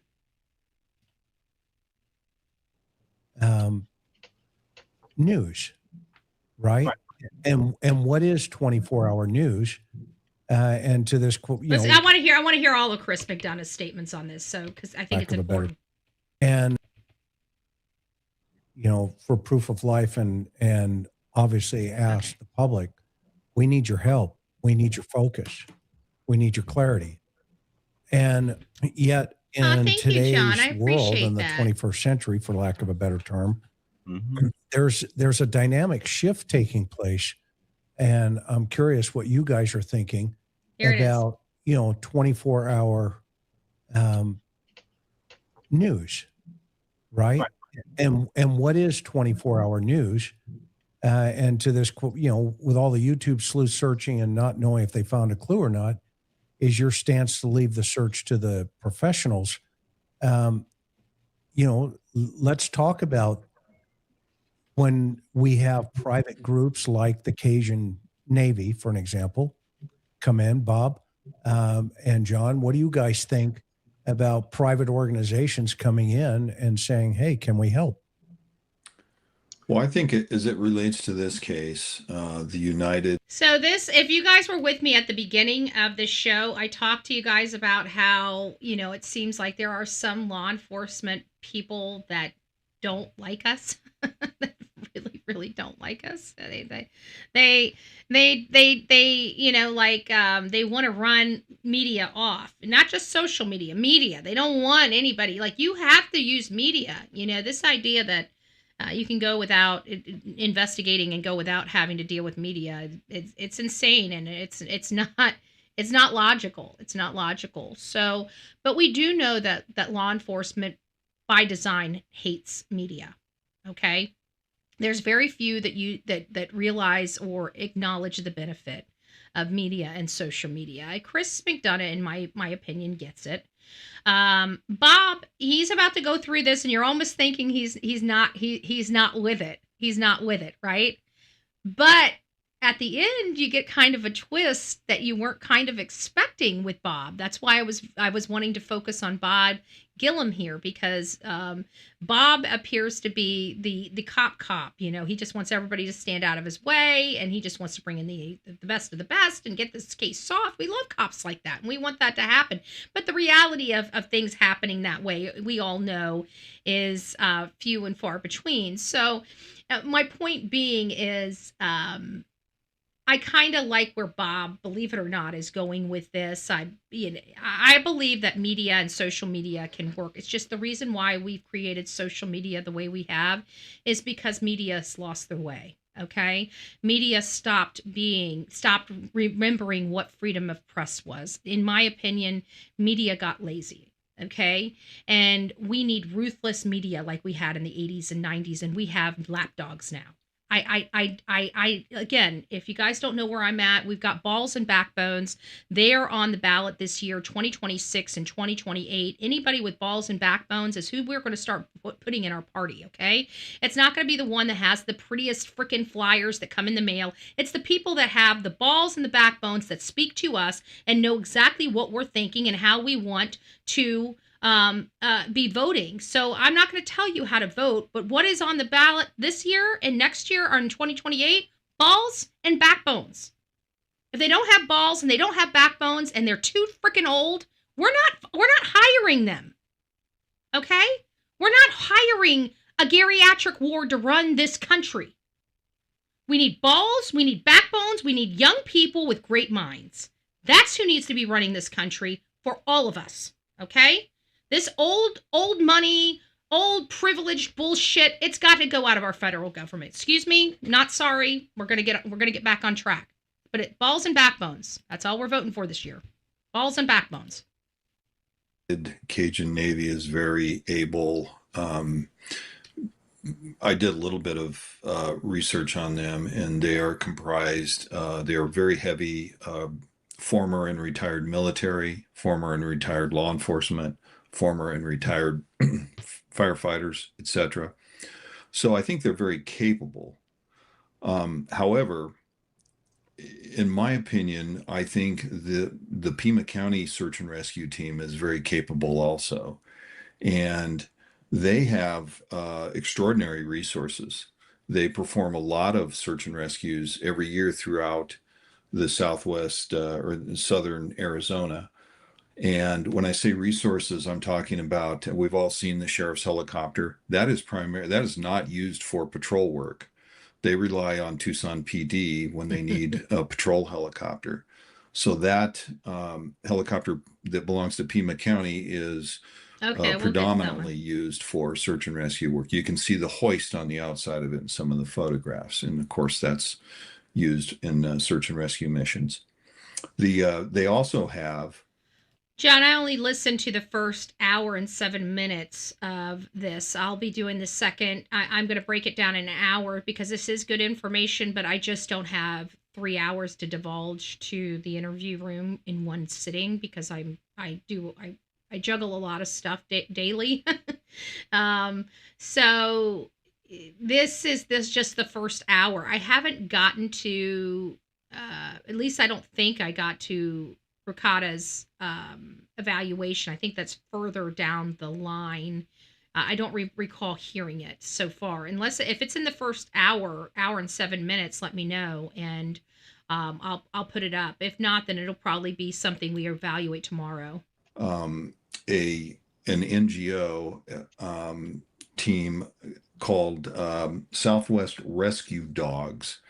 And they have not only search dogs, but they have cadaver dogs attached to that group, and they make themselves available to Pima County quite often, based on what I read in the research that I did. So, and then they have another group actually called the Southern Arizona Rescue Association, and they do a lot of training and provide equipment, etc., to Pima County Search and Rescue. They also provide some searchers to assist Pima County. So they've got a myriad of resources. I think we've all wondered why they haven't done a more extensive search from Nancy's home and worked outward from there and expanded, into some of the remote areas of the county. I think this is where we all are at. We're 30 days in. This is what bothers me about this case, because the one good thing we can say about Sebastian Rogers' case is that they looked far and wide. They had a lot of resources out there. In my opinion, not enough resources to cover thoroughly all the area that they said they covered. Okay. They said they covered 44,000 acres. Something like just a little under 20 miles or 10 miles or something like that. With Sebastian Rogers and Hendersonville, Tennessee, Sumner County, Tennessee. They did like 44,000 acres, and I believe a lot of that stuff they may have done with drone or other things, but they did not, because they only had 100 to 200. We had 400 agents out here in the field on this case, and we didn't have that out there in the field in this case for Sebastian Rogers. We had I think 200 at the time. So I don't know if we can say that they covered all that area. And again, it comes back to they should have still searched it multiple times. 2 times is not enough. Look at Elijah Vu. 5 different searches in the area that he was found, and he went undetected until some hunter's dog got away and found this boy in some shrubbery. But we had 5 different searches in that specific area where Elijah Vu was ultimately found. So one-offs and stuff like that, just not good enough for me, because we know the reality of the situation, that, the wind, all this other stuff could do something. Nanos must know more. I think Nancy could be in Mexico. Well, it's possible, Lori, but he's dismissed that way, way, way early in the investigation. Him as well as the FBI. They dismissed the whole connection to Mexico. I do believe they know more, because they've completely dismissed the possibility of them being in Mexico, or her being in Mexico. And I remember even Brian Enton went over there, and it's like, nobody even knows that she's missing over there. How can they determine? There was multiple people that also said that there were some other crossover mechanisms that you wouldn't be on film to cross over. So I don't know why they haven't looked into the Mexico possibility a little closer with its proximity. But it's my understanding FBI as well as Pima County has dismissed it. So, it's definitely something that's a possibility. There's no doubt about that. In my mind, it's still a possibility. We don't know what happened to this lady. But I can only tell you what we know publicly. They have dismissed publicly the Mexico angle. So there's that, unfortunately. I'm hoping that we get some type. It's like everything that this is where I'm frustrated with this case, is because every time we get somewhere, every time we think we may have an angle, that angle is extinguished. Like, for example, we before we saw the masked gunman, Tommaso, right? Tommaso and Annie kind of, fit a bill. let's be honest, they did fit a bill. They were family. We know family does horrible things to each other. They were the last one to see this woman. They are, financially, they don't make near as much money as their other siblings. So they really kind of, and they just purchased a very expensive home within the prior year. So, or in the past year. So we had those things that really kind of said, okay, well, let's look at this angle. But after law enforcement, which has all the capability of knowing, whether somebody's responsible or not, FBI as well as Pima County cleared Tommaso and Annie. We weren't really looking at any other family member. Let's be honest. So the other 4 that were cleared didn't really make hill of beans to us because we were only focused on Annie and Tommaso. So they were cleared. And right after that, we see this masked gunman on the outside of Nancy Guthrie's home, and we could clearly tell that that's not a 50 or 60-year-old person. This is a much younger individual that we're looking at here. This person is moving very nonchalant. It seems like they're very comfortable moving about in the middle of the night, which creeps me out. And so we knew that wasn't Tommaso, but we still felt strongly that this was personal. And I don't think any of us has really shaken how personal this truly does feel. And I think it feels personal to all of us because Nancy was removed from the home and never seen again. That doesn't bode with a robbery. That bodes with something much different. Much, much different. So we've got a situation here where we heard up front there were problems in the investigation. We heard that because of the ordinance on lights, they didn't turn the lights on to do their job at night, which pisses me off. Then we heard that they needed this one particular plane was their most advanced plane, and it was grounded during the most important part of the investigation because of some internal squabbles that happened a year prior with one of the pilots. Just straight up bullcrap. That somebody's life hung in the balance, and politics and bullcrap, internal squabbles at the law enforcement, and stupid frickin' ordinances prevented the proper investigation. That's all there is to it. It prevented the proper investigation. And then to add the insult to injury, Chris Nanos opens up hands the house back after we can clearly see there are a lot of things that need to be taken as part of evidence that now, because he released that crime scene, he cannot take now. He cannot take now. Why? Because there is a chain of evidence. That chain of evidence, the minute he opened that, he handed that case, that scene over, it makes it difficult. Now, it's not, it doesn't mean that if they did find something, for example, if they did take the rug after they closed the crime scene down a second time, and they chose to take the rug, now they're going to have to probably get a timeline from Brian Enton, probably because he stood on the rug. And they need to make sure that any trace from Brian is eliminated from that rug. There are ways that they can kind of go back and fix it, because you got to think of cold cases. Like look at, for example, Harmony Montgomery. Okay, they didn't go into her house where they believe she was murdered. And quite frankly, choppy. They didn't go in that apartment for 2.5 years after her disappearance, maybe 3 years after her disappearance. And then they were able to get a lot of, believe it or not, even 3 years later, enough evidence to determine that she was deceased, and to determine that was 3 years later. Okay? 3 years later. So you have to imagine a low income in a very bad side of town rental probably had a lot of turnover in 3.5 years, right? So are they able to, yes, realistically, yes. I don't want to paint this horrible picture because it's not true. You can still get evidence. I do believe you can always still get evidence in many cases. Is it more degraded? Yes. Is it more difficult? Yes. Is it harder at trial? Yes. Is it unobtainable? No. No, it's not. But we definitely know that the investigation, the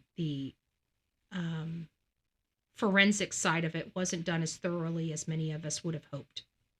Because if it was done more thoroughly as many of us would have hoped, that front door mat would have went in as part of evidence. They absolutely knew that man stood on that, and they didn't collect it. They didn't even collect the clippings at the front door right under those missing doorbell camera. We don't know what those were from, but they didn't look. They looked foreign. They didn't look like they belonged there. They looked like they were put there. Why? And they didn't collect them. These are the types of things that we, as the general public, paid attention to and noticed. So when we hear Chris Nanos says, oh, well, the public thinks we didn't do a thorough investigation, how would they know? I just showed you we know. I just showed you how much we know. Okay, we're not dumb here. We've seen hundreds of investigations at this point, and guess what? In those hundreds of investigations, that rug would have been taken out of pure precautionary purposes. The clippings near it would have been taken. Why? Because the blood was right there. All of that, everything around that blood would have been taken to the lab. Everything. It wasn't.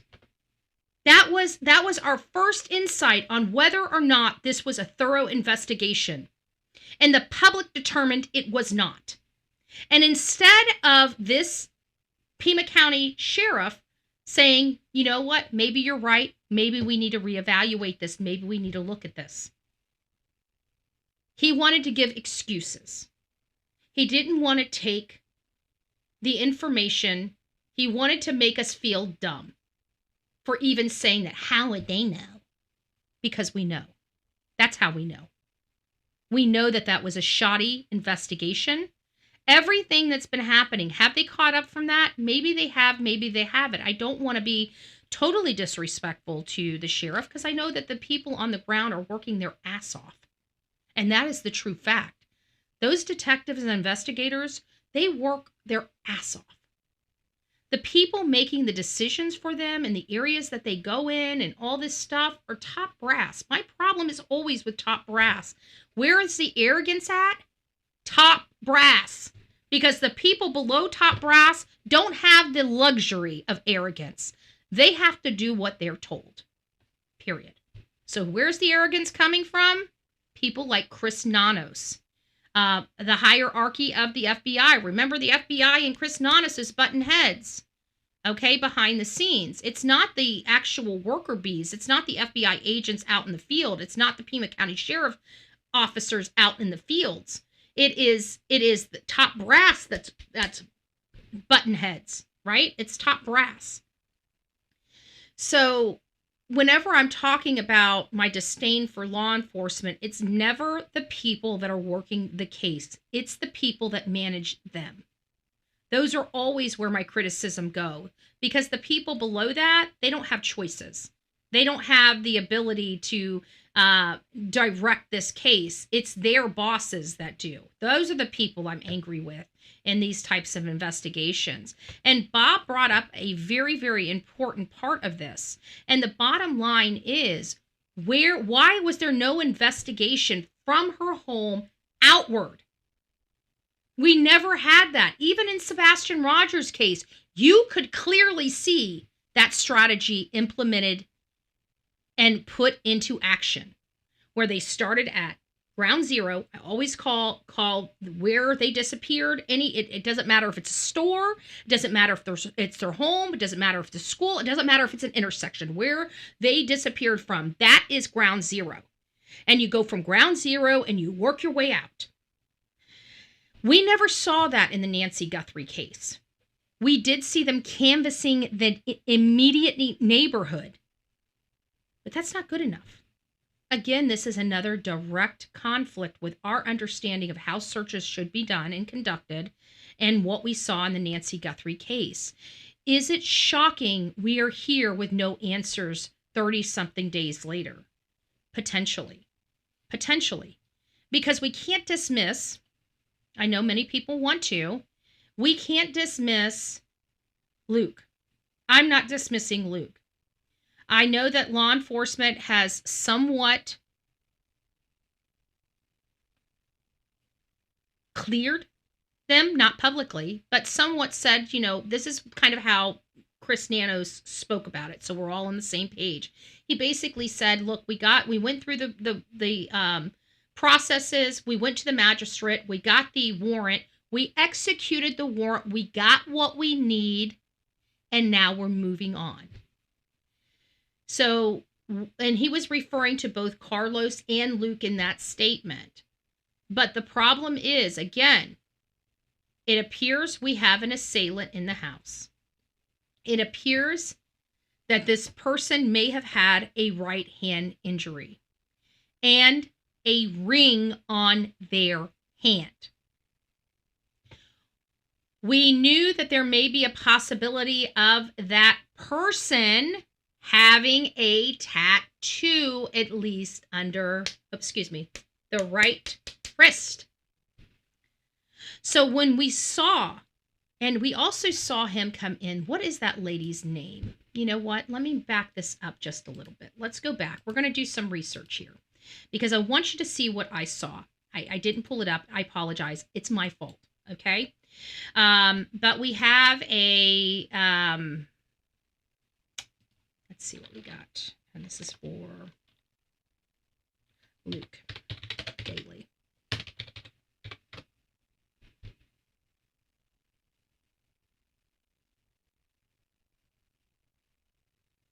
Running a little slow, so just bear with me. Who was does anybody remember who, there it is. Does anybody remember who interviewed, let me do this, Luke Daly interview. I'll find it, because she did another little snippet about that. Her name is Brittany Whitney. Okay, so here it is. This is the one I wanted you to see 6 days ago.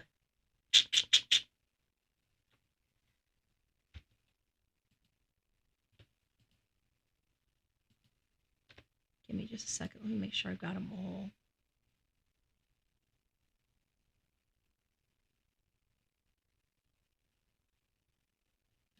Okay, let me see if this is the one.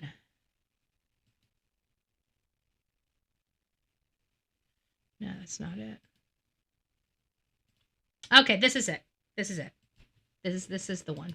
This is the one. Let me get on the left side of her. This is the one, okay?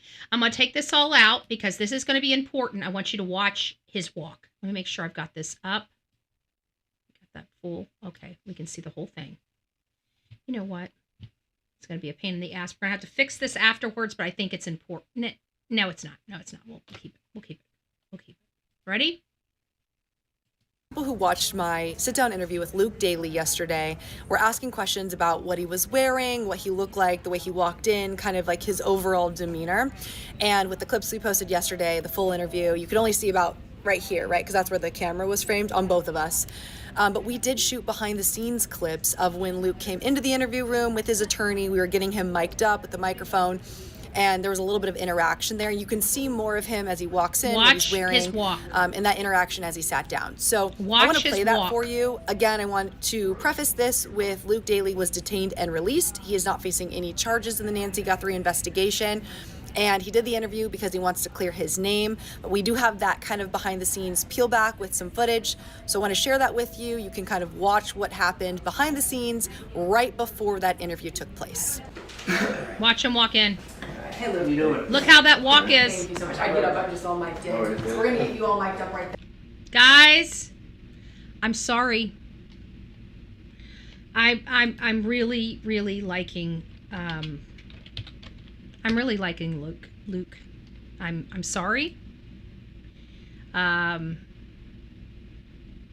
It is just what it is. Okay? It is just what it is. It's when he turns back. It's when he turns back around and walks toward you start seeing it.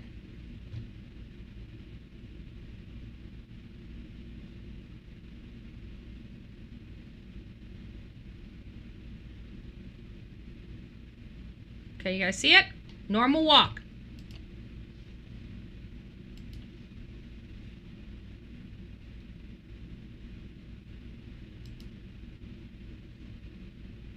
kind of watch what happened behind the scenes right before that interview took place.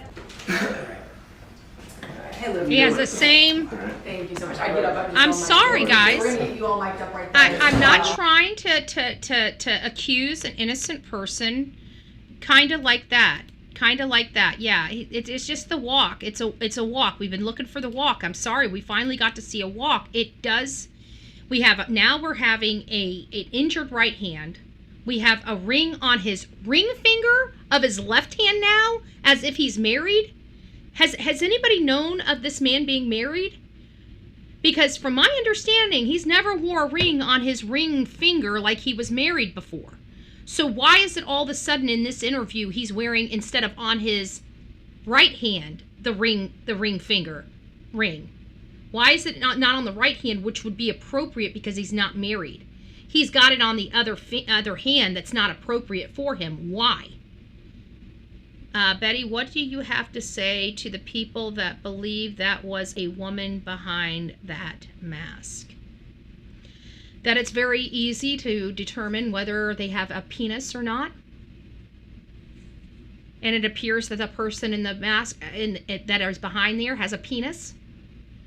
The difference between a man and a woman is you wear your junk on the outside, we wear our junk on the inside. I'm just saying. No breasts. Facial hair. I mean, hey baby. Hey baby, how you doing?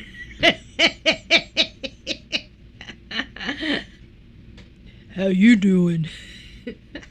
Oh, let me get my, hold on, I got it. Hold on, where is it? How you doing, baby?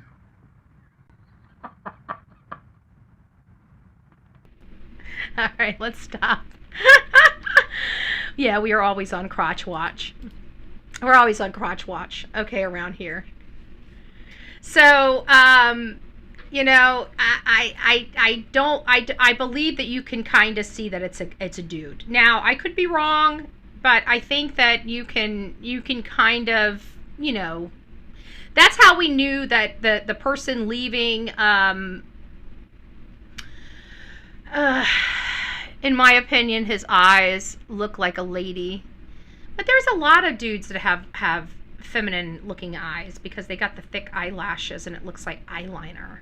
I remember there was this kid, his name was Jason H. We'll call him Jason H. I don't know if he's still alive or not. I mean, he was on a path to not being alive, but he was a very, very, when we were in middle school and high school, he was very, very, very, he was good looking, but it was his eyes. He had these beautiful eyelashes. He looked like he was wearing mascara and eyeliner on his eyes, and he wasn't. It was just, he had gorgeous eyes. I can say this stuff. And you know what? I was a little, hey, hi Jason, how you doing? He was a troublemaker too. He was right up my alley, baby. He was right up my alley. I'm just saying. My question is, what made them go to Luke to begin? That's a good question. Something prompted them for him. And you know what was so weird about it? We were just talking about how I felt like maybe it was somebody in that general area, but we had to look at it like somebody, like this is off the beaten path. Like who would have been able to target this? There would have been some research going in, it could have been a gang or whatever. I mean, I get that. But at the time, and even now, I'm not really into this robbery ring. Going around and targeting elderly women, because even when has a robbery ring taken the victim with them? I mean, none of this makes sense with what we're being shoveled down our throat. I don't believe it.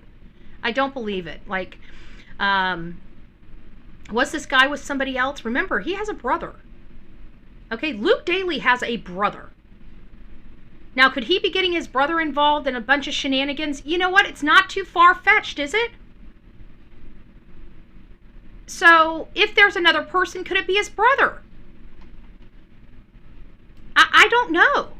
I have no idea. And I'm not even saying it's him. I'm just saying that now we're starting to see some things. We're starting to see a walk. We're starting, somebody had already pointed out his eyes and facial features already fit right into that ski mask. We've got a fact that we did see him when he gave his fingerprints to the FBI out there in front of Culver's, and he had a face full of hair. And then now all of a sudden he's clean cut and wearing a freaking Eskimo suit in the freaking desert to an interview.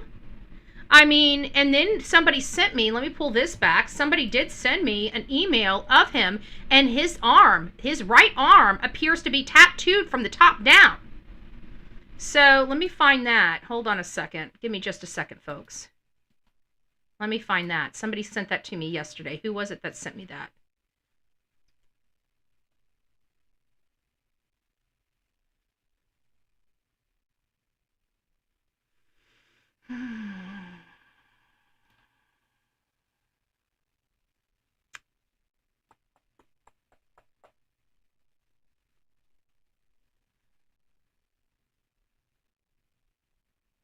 Somebody sent me Luke. Let me type Luke in my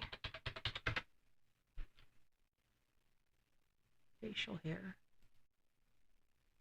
Okay, I see the facial hair, but somebody...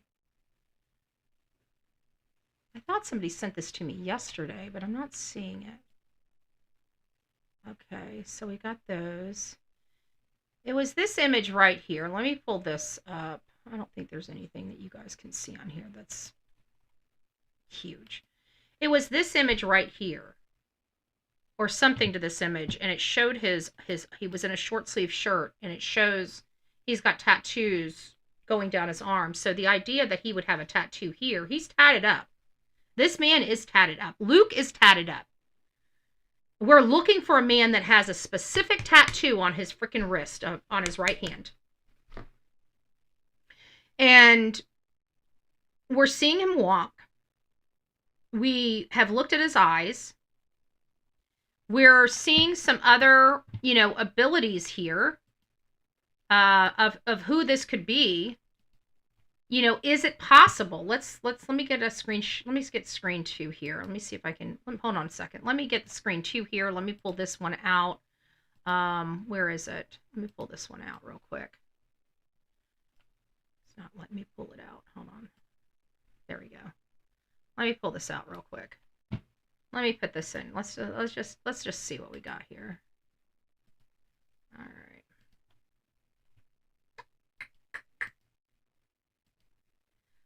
Boopity boop boop.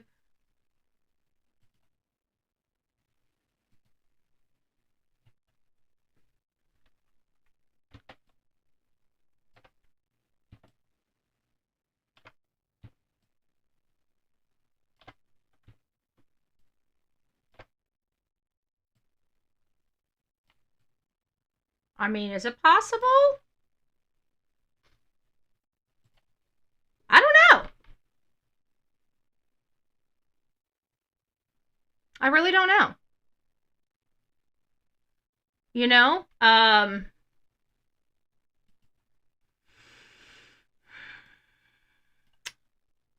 Again, I don't want to say anybody. Sonia just sent me a text. Thank you.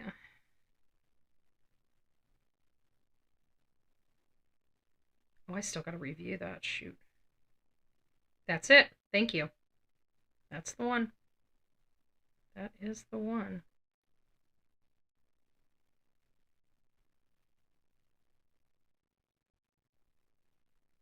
Give me a second one. Oops, no, right.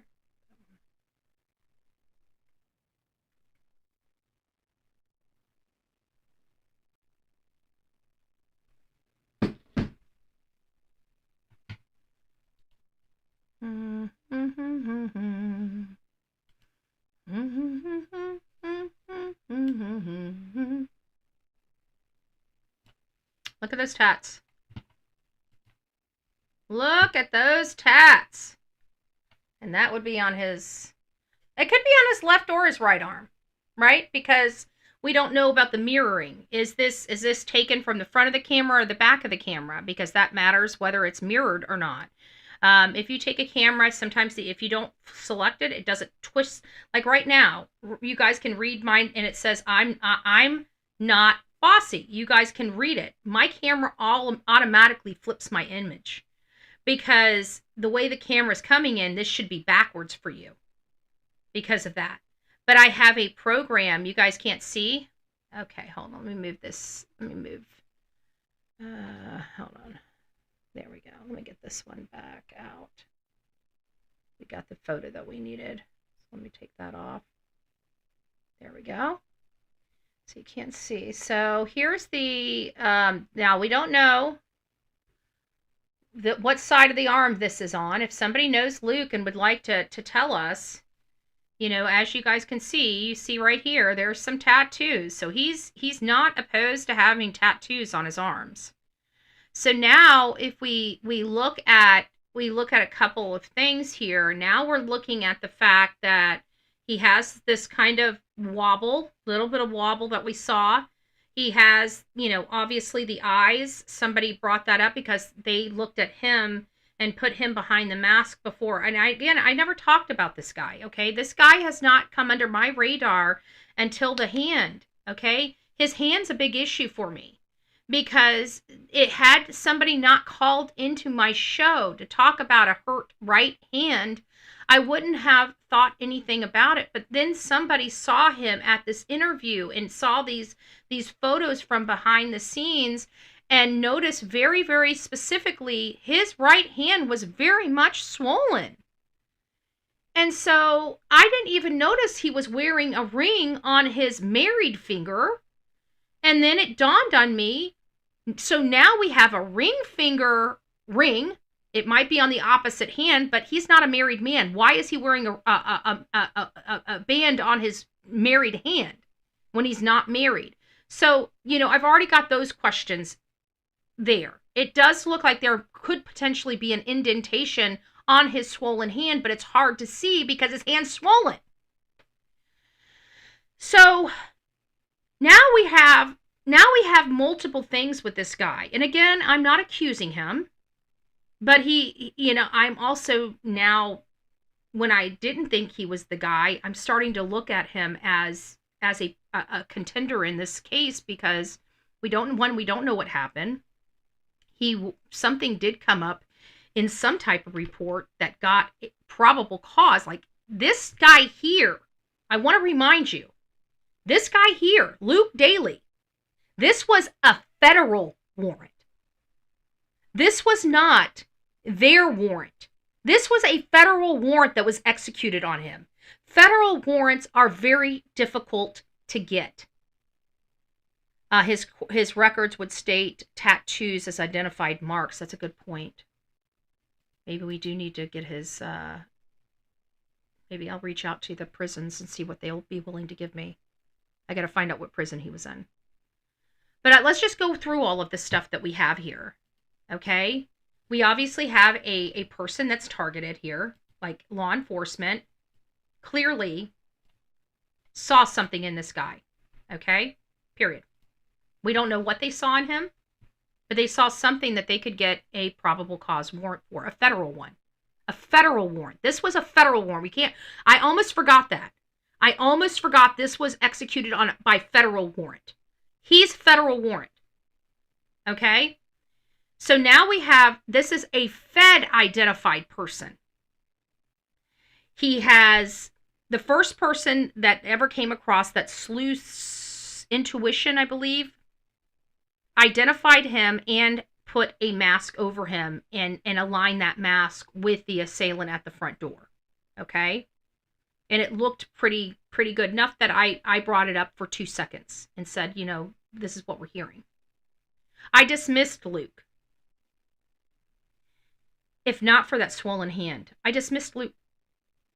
But now that he has this swollen hand and a ring that he likes to wear on his ring finger, doesn't matter which one, he has a hand with a ring finger ring. Then we have the walk, and now we have the tattoos. But the most problematic for me is the fact that he had facial hair when law enforcement pulled him over at Culver's, and before he ever got in front of a camera, he shaved it all off. That's what I have a problem with. Because if he had nothing to do with it, we didn't see Carlos do that. We didn't see Tommaso, in all fairness. We didn't see him do that either. But you know who did try to change their identity? This man right here. This guy right here shaved his entire face. We know his face was not like that. We saw his face, maybe not 100%, but we definitely seen that jet black freaking hair all over his face. Did we not? Who agrees with me that he had facial hair the night he was detained? If you agree with me he had facial hair the night he was detained, put a 4 in the chat. If you do not believe he had facial hair the night that he was detained, put a 5 in the chat. Let's gauge the audience. The ones that saw it. I sent you another picture of his hands. Okay, let me get my...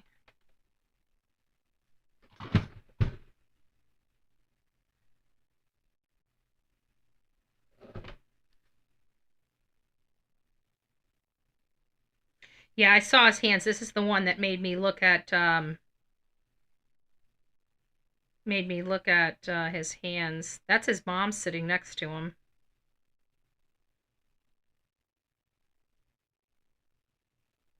Oh my gosh. And it looks like I can't tell if this is his mom or his backpack, but there's no way that he would be having a backpack like that at that meeting. But it's sitting right next to him.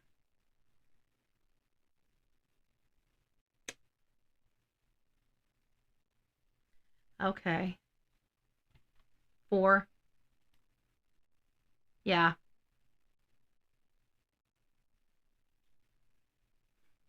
Okay.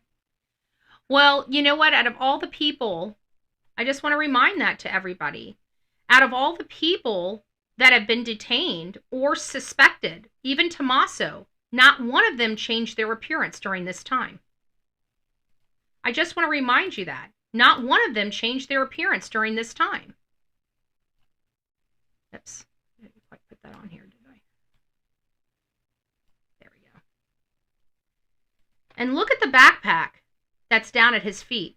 That is not a backpack that any dude would be wearing. Now, he didn't walk in with that. That could be somebody else's, in all fairness. Right here. That could be somebody else's. I just find it interesting that it's by his feet. You know? Doesn't look like something his mama would wear. Just interesting. That's all. That's all. So my question would be, again, coming back to this whole case, you know, doing a roundabout with this case, we saw facial hair on this man. He is now babyface. It looks like he went, not only got himself a haircut, but cleaned his entire face. He tried to change his appearance, and he's covering up his hand. He's changed. Why is he wearing these hot clothes? He's driving around in a Range Rover. What, he couldn't go and get himself a regular polo or a tied shirt that was a little thinner? Mom was nervous too, in my opinion. Forrest is saying, hey, Forrest, it's nice to see you, love. I hope you're doing well. Forrest is saying Mom was a little apprehensive too. I think we might have Mom. Let's see if we got Mom on here. Here, let's listen. Let's listen to Mom. Let's listen to Mom. I don't think we've listened to Mom. Let's listen to Mom. Yeah? I think so. Luke is your son? Okay, I think we should listen to Mom. Does everybody agree? Yes. You or Nancy? Do you guys want to watch this? Raise your hand. Put a thumbs up in the chat if you guys want. Actually, you know what you guys could do? You guys could go out and put a thumbs up for the channel, for the show, and then come back in here and put a thumbs up if you want to go over this. I'm just joking. We're going to go over this. I haven't seen this. Mom was upset acting. Okay. The white car, 2 a.m. video. I'm not sure about the white car. Michelle. Well, Betty, he can't wear those sweats. No, he can't. You're right. Okay, so let's watch this. Let's see how Mom's demeanor is. Let's see how Mom's demeanor is. Guthrie's neighbor, pretty close by. I didn't realize that. You didn't know that? No. So did you not know? I knew it after everything happened. But otherwise, who'd heard of her? You hadn't heard of her? No. Okay. No. Okay. So you hear that she is abducted. She goes missing. And I assume your first thought when you hear this is, oh my gosh, somebody I mean, this is crazy and it's nearby. Were you following the story, following the case? Totally. At that point, to see if they could ever find her, you know. I could just tell you this, which is very odd for me, how she corrected herself to make sure everybody knew that she wasn't paying attention to Nancy Guthrie before this. That just didn't. It quite interesting how she stated that at that time, or whatever she just stated. That's a little odd for me. And it's nearby. I don't want to. Were you following the story, following the case? Totally. At that point, to see if they could ever find her, you know. And you know, Savannah grew up in Arizona, and you know, her family, and we watch her on TV, so it's sort of like, you know, she comes into our living room and tells us what's going on. So it's, you know, it's very emotional for me. Interesting. I'm old. Thank you, Forrest. I'm not used to this kind of stuff at all, but I have a lot of empathy and pray. Forrest, if you have some of this stuff, would you mind? I mean, if you don't have it right now, that's fine. But if you do see it, like if you're going and looking at something, like, oh, this is it, I found it. Can you send that stuff over to me? bullhornbetty@gmail.com. bullhornbetty@gmail.com. I definitely would like to hear that. Yeah, that's interesting. Very, very interesting. If she's now changing her story. You know, I'm telling you, again, you guys have watched me. You guys have been watching me since this case broke. I've been very cautious about, you know, laying blame with anybody. And again, I'm putting some caveats on here that I'm not blaming Luke. I'm taking him, I'm looking at him with a little more scrutiny now. I've never looked at Luke with scrutiny. I dismissed him early on. And I was prepared to dismiss him and never talk about him again because I thought he was cleared. But there's no way in my mind. And then I go back and listen. And even though that it sounds like they moved on, you know, they've never cleared them. They've never cleared them. We don't have cleared people here. Not him and not Carlos. Now, is there any connection between him and Carlos? We don't know. I'm not going to pretend that I do know or anything like that. To me, it seems like Carlos has been cleared as well of any involvement. He was a delivery driver. It's almost like that black glove and it being an employee to a restaurant nearby. It sounds like they were kind of caught up in a sweep of this, but may not have any culpability. But it's the federal warrant that was executed upon Luke Daly. And even though it was a federal warrant, I still dismissed it. I figured it was just, you know, something. I didn't know what they had on this guy. And he would have stayed in the not looking at box forever until somebody sent me the photos of his hand. And that has changed my perspective of this. And then now I'm seeing other things that are kind of fitting for me. Okay, I'm not saying that they fit for my audience. I'm not saying my audience agrees with my perception here. There are people in my audience that think this man's cleared and says, you know, it's not him, move on.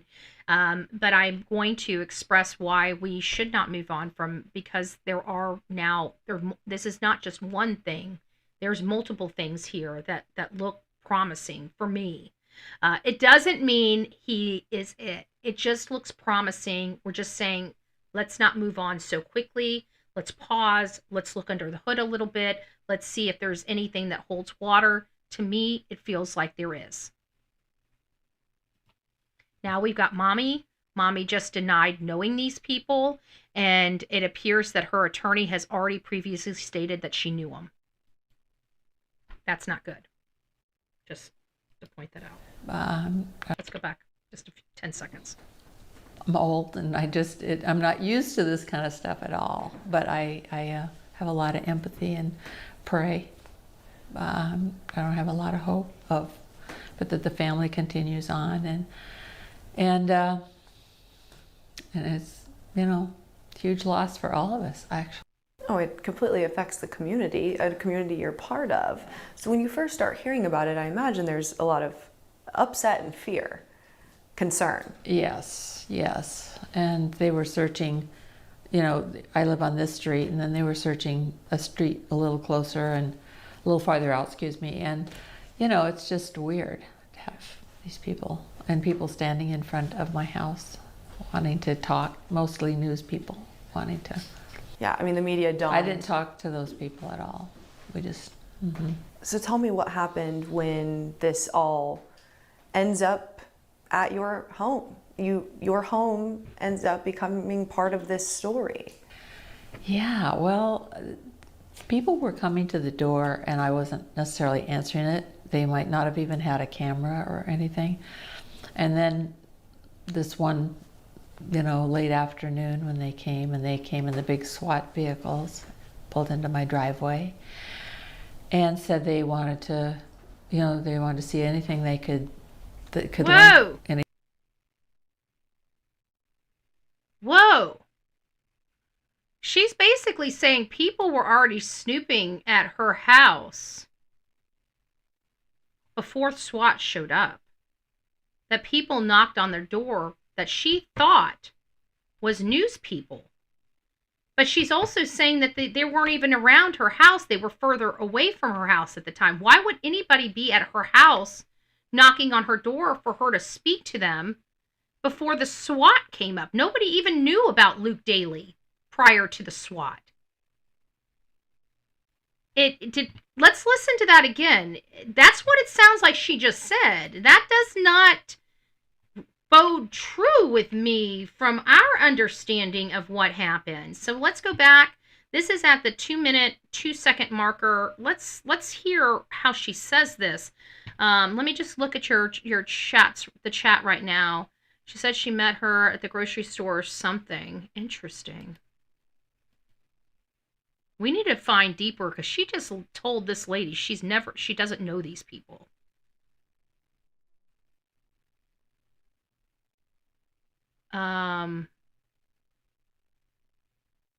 Just saw news saying they are investing a utility box. They're installing, I think you meant installing a utility box in Nancy's neighborhood this morning. Interesting. He's not cleared. Veronica says he's not cleared. Am I allowed to say swamp in the desert? You can say whatever you want. Make sure I'm not missing anybody. I meant investigating. Oh, they're investigating a utility box. Ooh, this is interesting. So we're hearing that they're investigating a utility box. I will bet $500 it's not Luke. It might not be, Mike. It might not be.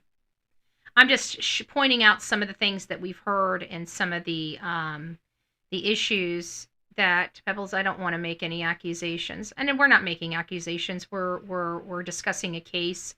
I think I've made it very, very clear. I'm not accusing this man of doing anything, but we do have a masked suspect. He did get a federal warrant, and we are scrutinizing him. And I think that is completely above board for this type of situation, and especially the fact that it's not like we're taking a person that's not already involved in this case. This guy was involved in this case in a very large way. Mike, what does it say? JLR went by just around the corner from Nancy's house. Interesting. In my opinion, the masked man is thinner. And that very well may be the case, but we do have some things here, like why did he change his appearance? And why is his mom lying about knowing the victims personally? I mean, we can't dismiss these things.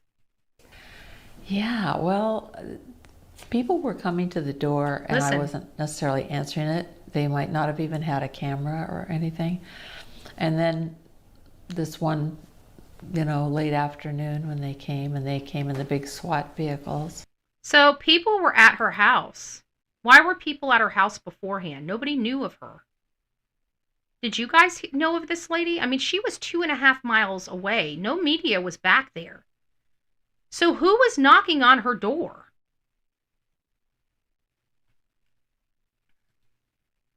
Interesting. Pulled into my driveway and said they wanted to, they wanted to see anything that could link anything. I said, well, yeah, go ahead. I mean, so they were there for about 6 hours.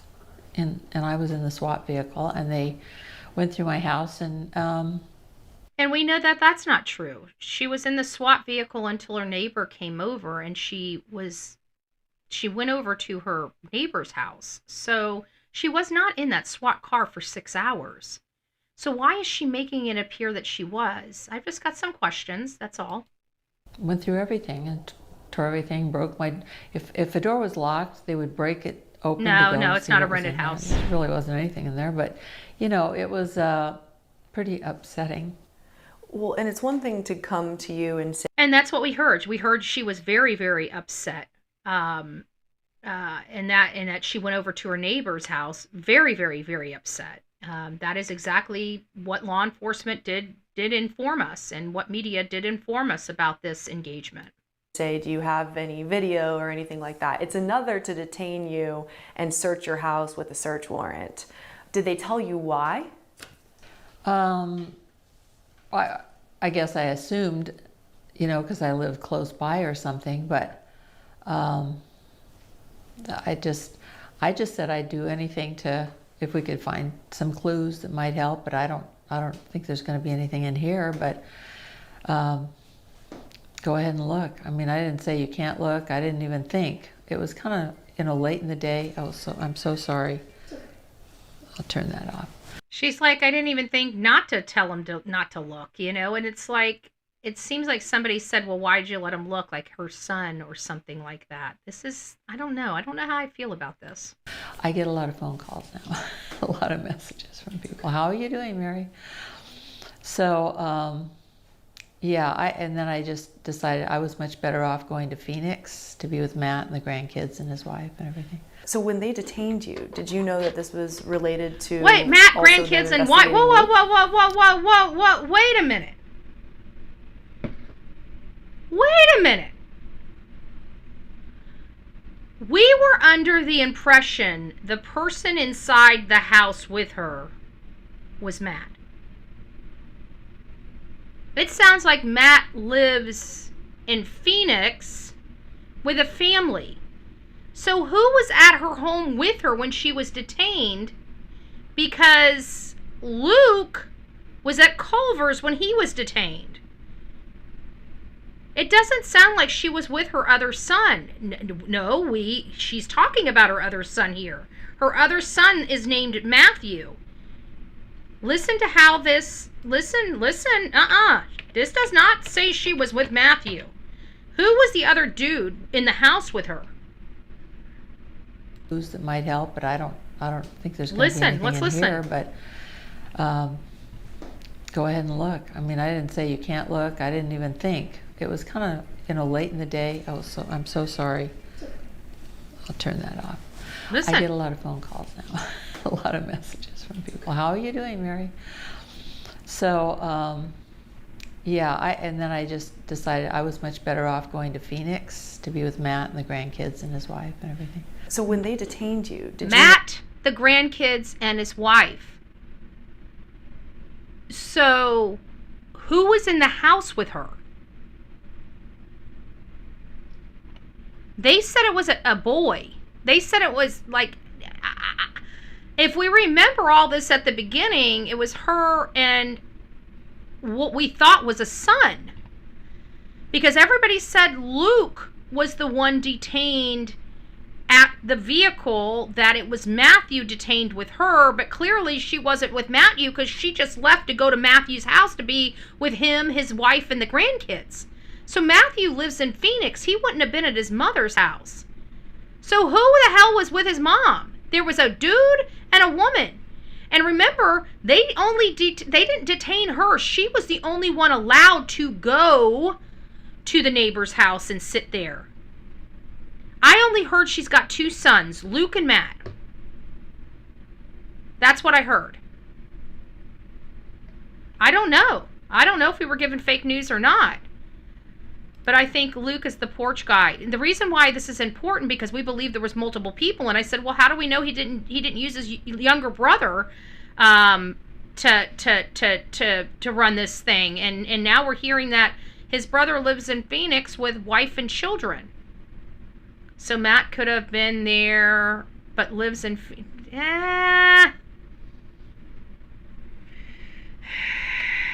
Sunday evening? When was the... No, this was during the week.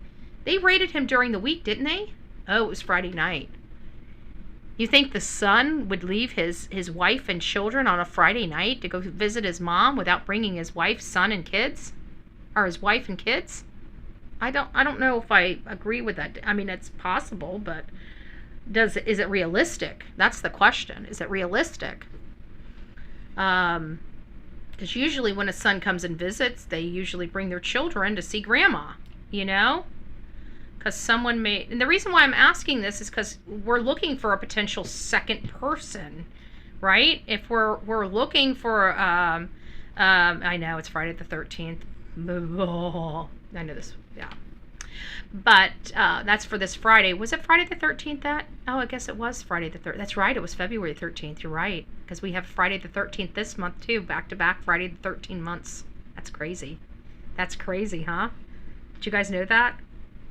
This Friday's going to be the Friday the 13th as well.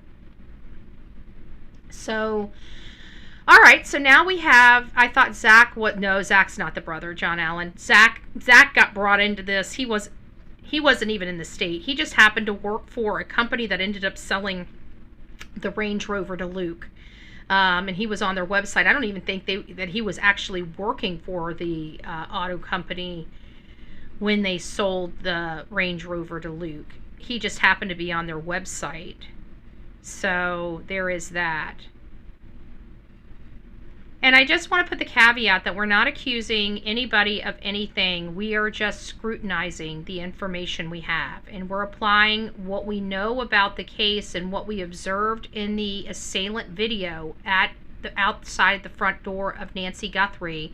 And we are applying that to some people that we see right now.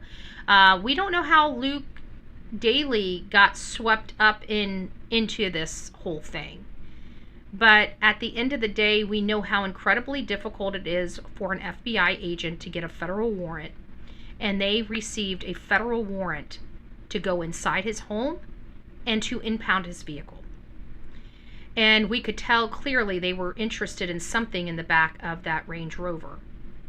Now, we know how incredibly long it takes for some of the DNA and some of the trace and some of the other stuff to be processed. It's one, collecting it, but it's a whole different process of analyzing that trace and forensics. So they may have impounded the car and they may have pulled all of the, they may have vacuumed that car, pulled stuff out of that car, checked everything with that car, and sealed all the evidence up and sent it off to the FBI lab in Phoenix or to their lab in Florida. And that doesn't mean just because they've given the car back that the forensics or the results are back in yet. So we have to keep that in the back of our mind. We don't know who did this. But again, the hand. It appeared that the assailant had an injured right hand. That's why he couldn't close his hand. Okay? I want to show you guys this. This is what we're talking about right here. This is on a different one. If you see him, he can't seem to close his hand. Oh, this is already after the fact. So let's go back to this one. Is this doing that? It's so frustrating when it does that. Okay, that's what I was looking for, that red strip. It wouldn't show me. Okay, so I want to show you guys this.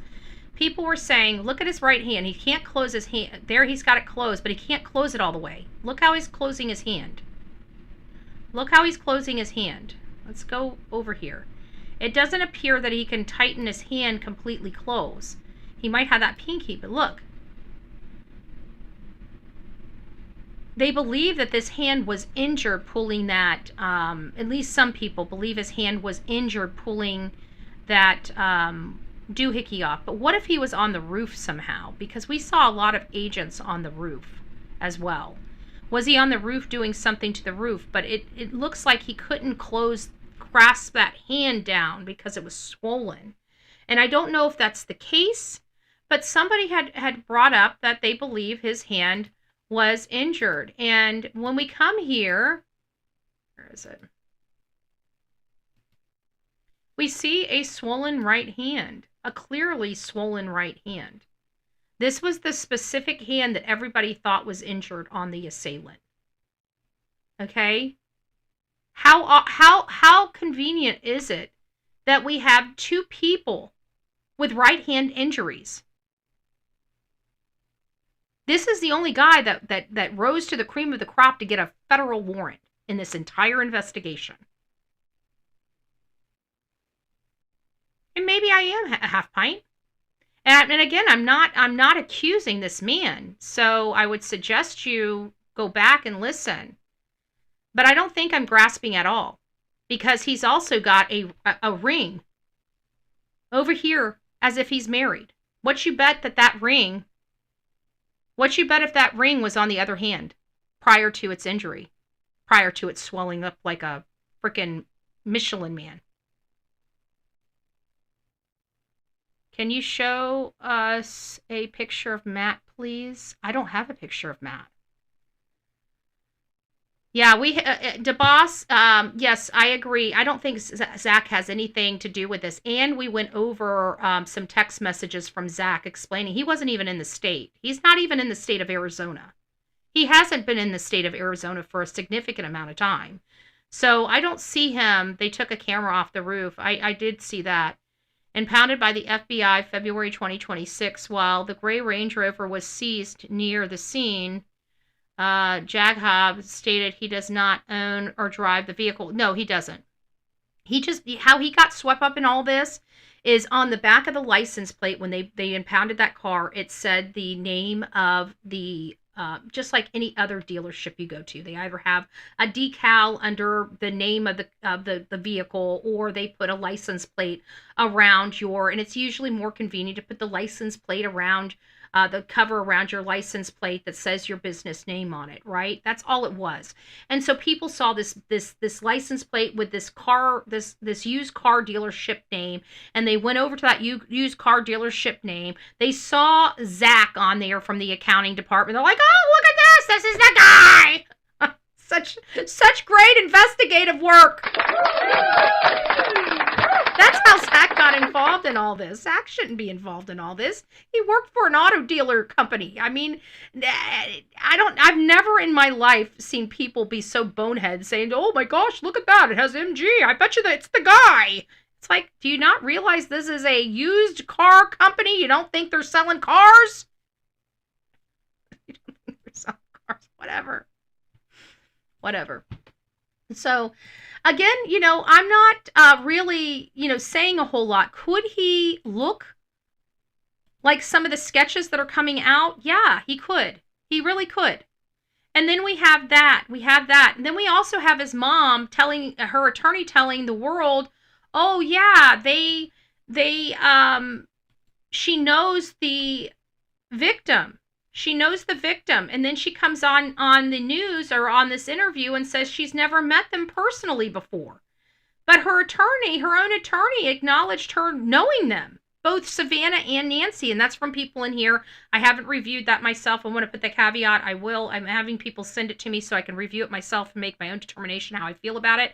But we do have the mom on here giving her interview, wherever the interview is. There it is.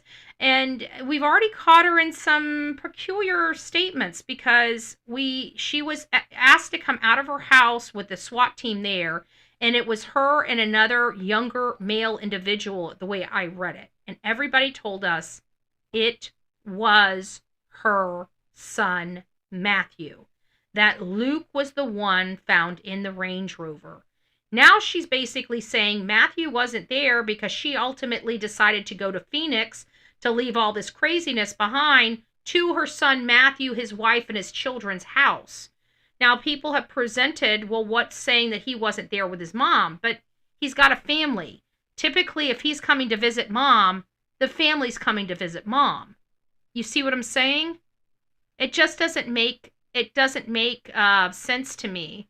Check to see if there's a link between Luke and Derek. I'll have to do some research. It's not going to be right here, right now. That's for sure. Know that this was related to also them investigating Luke? No. You had no idea? No, I wasn't thinking this was about Luke. I found out it was also about Luke, but initially, no, I was thinking it was all about Nancy Guthrie and finding her and whatnot. So with the SWAT, I was thinking, SWAT I don't even think Luke probably ever watched the news and even saw Savannah on the news. I mean, I did. Right. So when did you learn that, your detainment was related to Luke's detainment? Okay. I'm not even going to go there on that one. We're going to have to reanalyze this. In this case? When?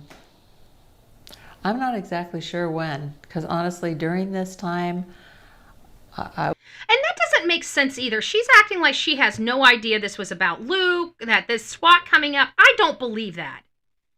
Because we heard she was highly upset. The neighbors told us she was an emotional wreck. Do you guys remember that? If you guys remember that, raise your hand or put a thumbs up in the chat. Whatever you guys would like to do. But if you guys remember that, put some indication that you remember that. Because I remember hearing stories. This is the first time I laid eyes on this lady. I don't have no dog in this fight. I'm looking for the truth. I'm not looking to accuse anybody of doing any wrongdoing if they didn't do it. I'm looking for the monster that we saw on that video camera. That's all I care about. But I remember how upset that we heard this lady was. I think even Brian Enton acknowledged how incredibly upset that this lady was. She's acting like none of that happened. Derek is the guy who contacted Annie's husband. Gotcha. Yeah, that might be.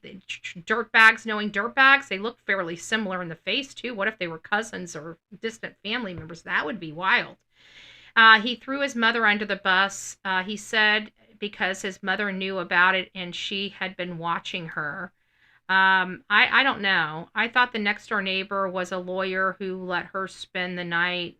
Was that fake? I don't think they let her spend the night. She was only out of her house for 6 hours, but she did stay over at the neighbor's house. I kind of feel like that's where we're going here because we're already finding out, like, this is not making sense. Some people have already stated that her attorney has come out and said that she knew Nancy. And in the beginning of this, she's saying she didn't know him. Now she's saying she knows, she's been watching this case since its beginning and that they came to her house and she had no idea it was about her baby Luke, that she just thought it was associated with Nancy Guthrie. No big deal. And she let them search whatever. She's acting very nonchalant, but that's not the reports that we were getting. We were hearing she was very, very upset and uncontrollable and inconsolable related to her emotional level over all of this. She was unnerved by this. And she's just acting very I don't like this. I don't like this, guys. And you might be in Half Pint, you might think I'm stretching here. But again, I'm not accusing. I'm just pointing out a lot of inconsistencies here. And I think that those need to be noted because if he's not the guy, which again, we're not stating he is, we haven't stated anybody is. We're just looking at him very, very strongly because somebody did this. And we've got a man that cleaned himself up really good after being accused of such a heinous crime or being targeted for a search warrant. But we didn't have that happen with Carlos, and that never happened with Tommaso. Neither one of them tried to change their appearance after being detained. The only person that changed their appearance after being detained is Luke Daly. And we've got his mother not being truthful here, which is problematic for me. I was really emotional, and there she is. There were lots of information. So let's listen to this. When did you learn that? These things don't go together, in my opinion. These things don't go together. She's not being she's telling the truth, but it's almost like she's distancing herself from the reality of what happened that night in part. Let's listen to this. I mean, I did. Right. So when did you learn that, your detainment was related to Luke's detainment in this case? When? I'm not exactly sure when, because honestly, during this time, I was really emotional, and there were lots of information coming in. And why was she emotional if this was only about Nancy Guthrie? You see what I'm saying? She's really downplaying this a lot, and we know what we saw out there with the cameras running. This was a very, very large scene. out in her neighborhood. And I don't know how I feel about her. I don't feel like she's describing it. Well, we'll keep letting her describe it in her own words, but it just doesn't bode with everything that we learned from Brian and other people that were directly on the scene. We just voted on if she wasn't emotional now. She just said she was. I know. Isn't that crazy, Mike? These are the things that, like Half Pint was just saying that I'm stretching here, but I don't think I am, because you're getting a lot of inconsistencies with her statements. She's bouncing all over the place with her statements. And it just, I don't think she had anything to do with it, but it seems like she's doing a lot of covering somebody's butt here and making sure that she's covered everything. I don't know how to express it any better than that. I'll work on my words. I don't remember exactly the time, but I know that in retrospect, I know all this stuff that it did, but initially I didn't think of it being Luke as part of this, because I knew it wasn't something that Luke would be involved in. She's got a drug addict for a son. He's almost 40 years old, still living at home with mommy. What does she think her son's capable of? The only thing he's capable of not doing is being an actual adult and standing on his own 2 feet. He's still running to mommy. The hell? This is why I don't think children need to be living with their parents as adults, okay? I'm sorry. Your child, you're disadvantaging your child. If you may not agree with me. I promise you I'm accurate on this.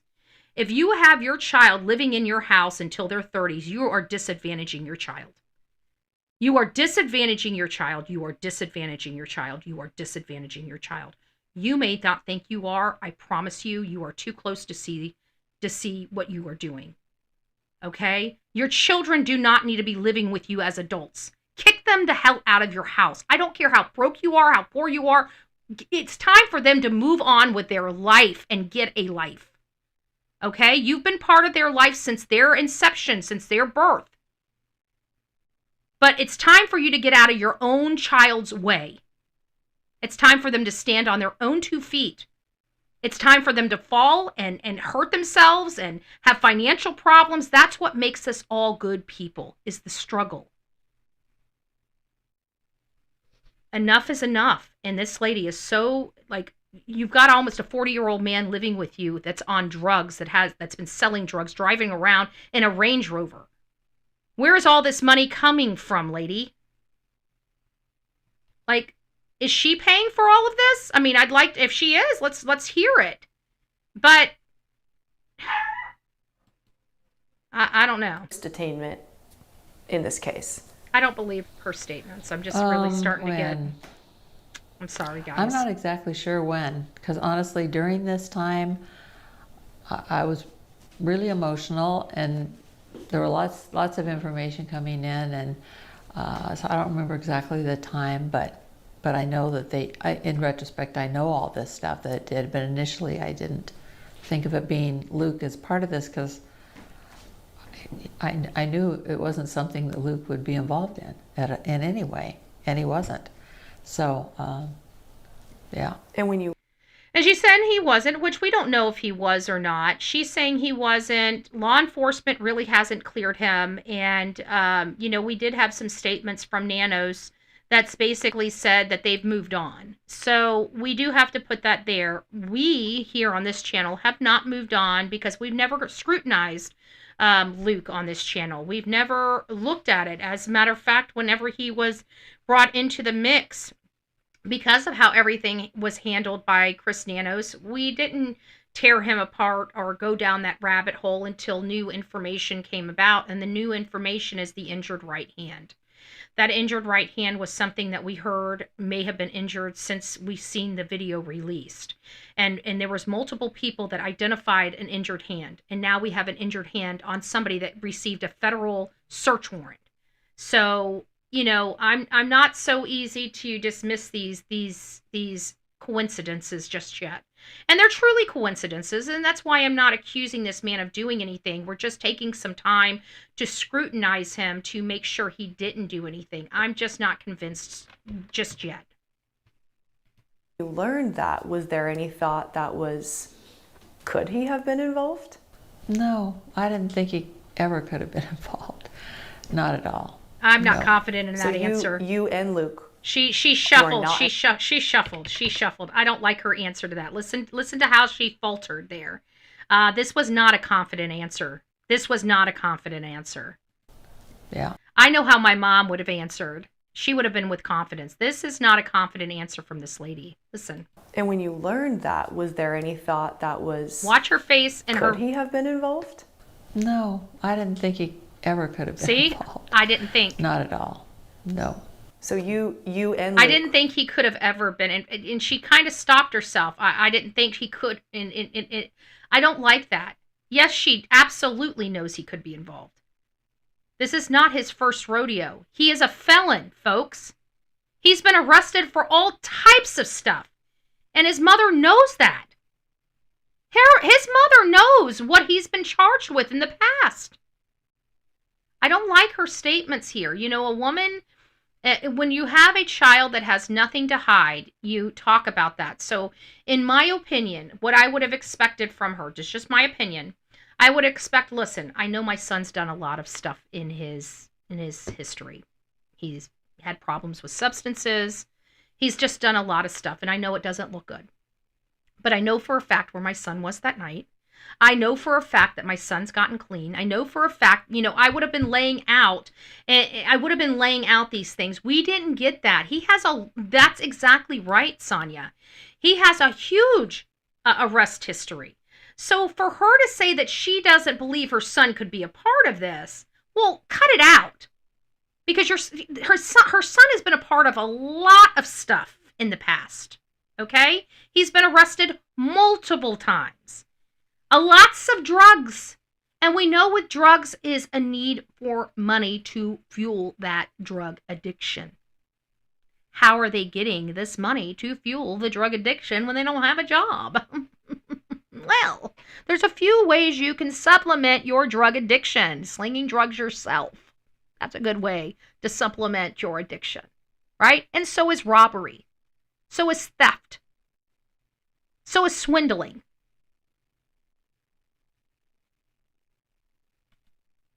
So I'm not, you guys see where I'm coming with this, with the mom. I'm not warm and fuzzy with her statements here because we know her statements to be not true.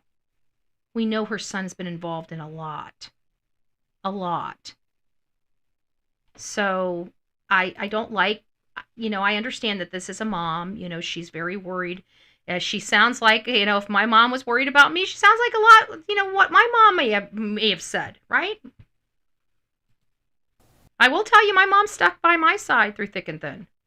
I will tell you that, right? That's what mommies do.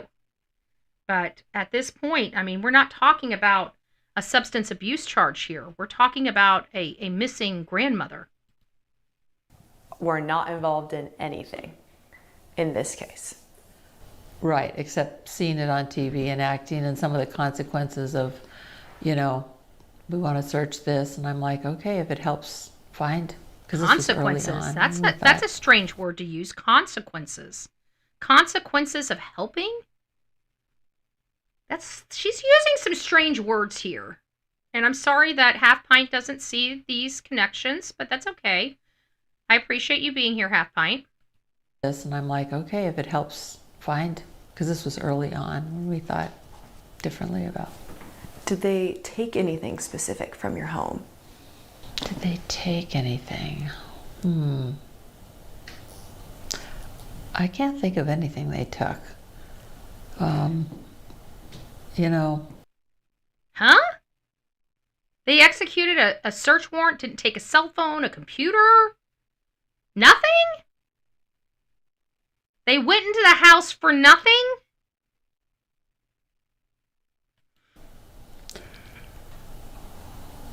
I can't think of anything. And did they eventually... I might think of something later. That's I hate fine. to say it, but yeah, you know. Did they eventually tell you that they were searching your home in relation to this case, or did you this whole time think they're just looking to see if I have any surveillance video or anything like that? Like, where did that shift happen? They didn't give me a lot of information, but I just assumed and I said, well, if it's like I said, if it's something that might help us find her, then. She didn't receive a copy of the search warrant that was executed on her property that listed why they're there and what they're looking for. I would have to assume that that's kind of SOP here. Go for it if you think there's anything in here, but I don't think there is. So, yeah. Did you ever suspect that Luke might know who was involved? No. Not at all? No. Mm-mm. So you guys were basically both. A child that has the kind of rap sheet he does. Mommy's just full denial. Maybe that's why he gets away with murder.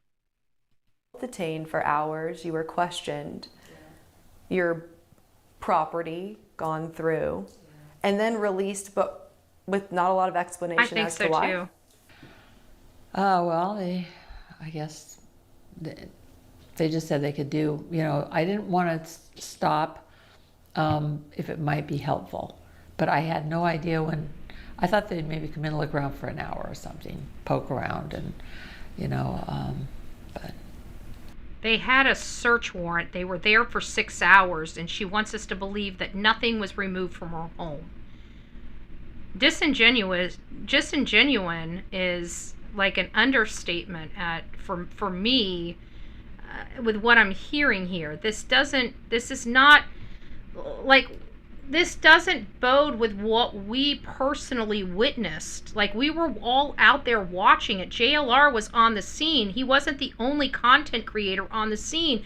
Hell, in this raid here, Brian Enton was hot on their trail. Brian Enton was the first one there. We watched the whole damn thing.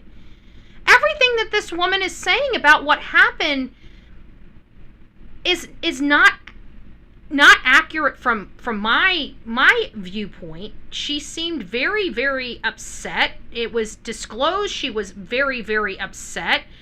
She's acting like she had the option to invite them in. She only thought they were going to be an hour, and if it could help, come on in. Let's just get this, come on in. Like, she had a choice. She had no choice here. This was an executed federal search warrant. I don't believe any of this. Okay, I'm sorry. I just don't believe any of this. I believe a little bit from her. It's, she's a mom, but she's being dishonest here. Especially, she's telling us one minute that she didn't know anything. She just thought this was about Nancy Guthrie, and she was happy to help, and she just wants him to come in, and she didn't think anything was in the house that would help him. But come on in, search away. And then the next minute, oh my gosh, I'm so upset. It's like. So we're having is somebody downplaying the situation? The question is, why is she downplaying it? That's always going to be my question. Why is she downplaying this? This idea that she didn't think her son could be culpable with his rap sheet is ludicrous. Okay, this shows me this is a mom in denial.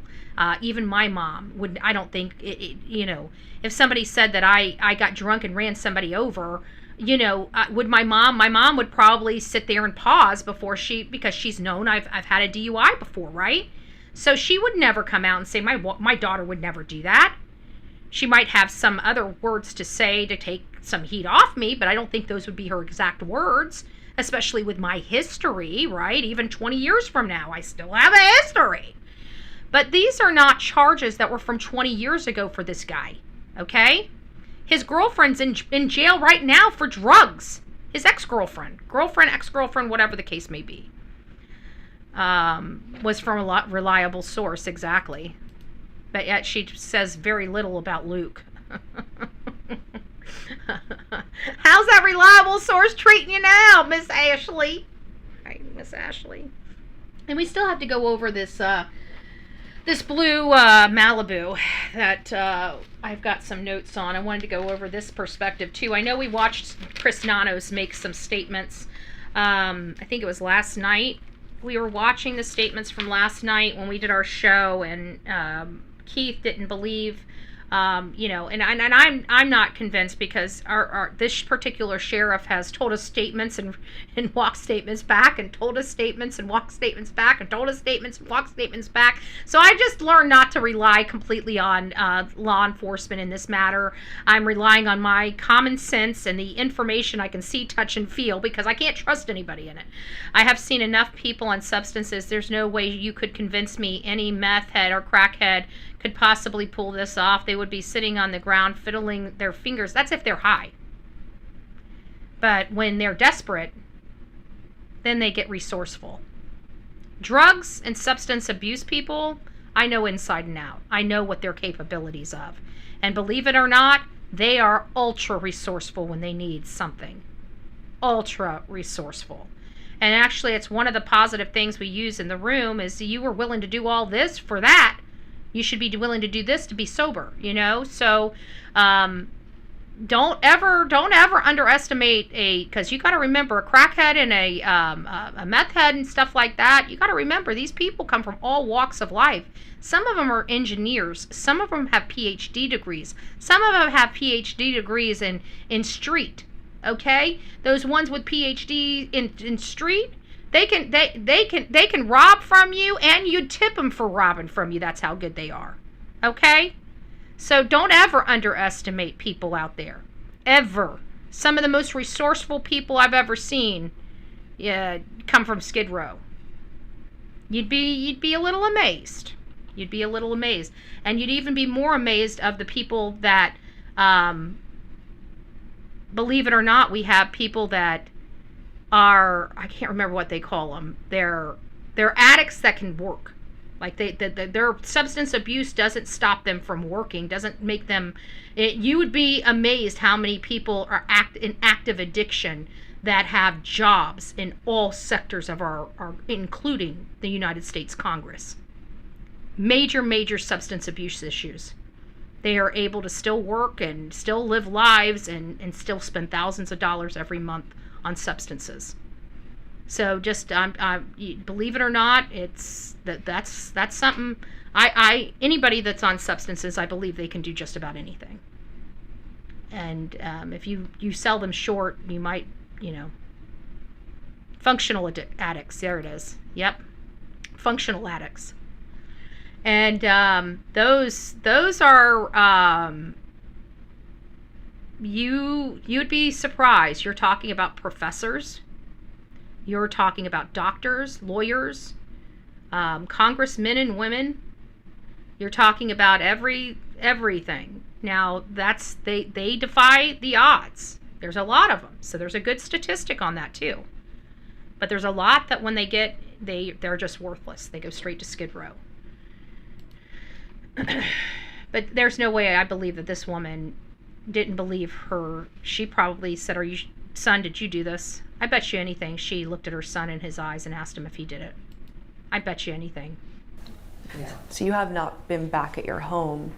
Alex Murdoch, great example. This. I just got back. What's that like? It's really good to be back here. I was up in Phoenix with my kids and grandkids, which is wonderful, but we built. She was not with her son, Matt. Lived there a long time, and Matt's grown up in it. Luke's grown up in it. They're, so it's it's home. So I love being there. I'm glad to be back, and it's nice to know that Luke's there. And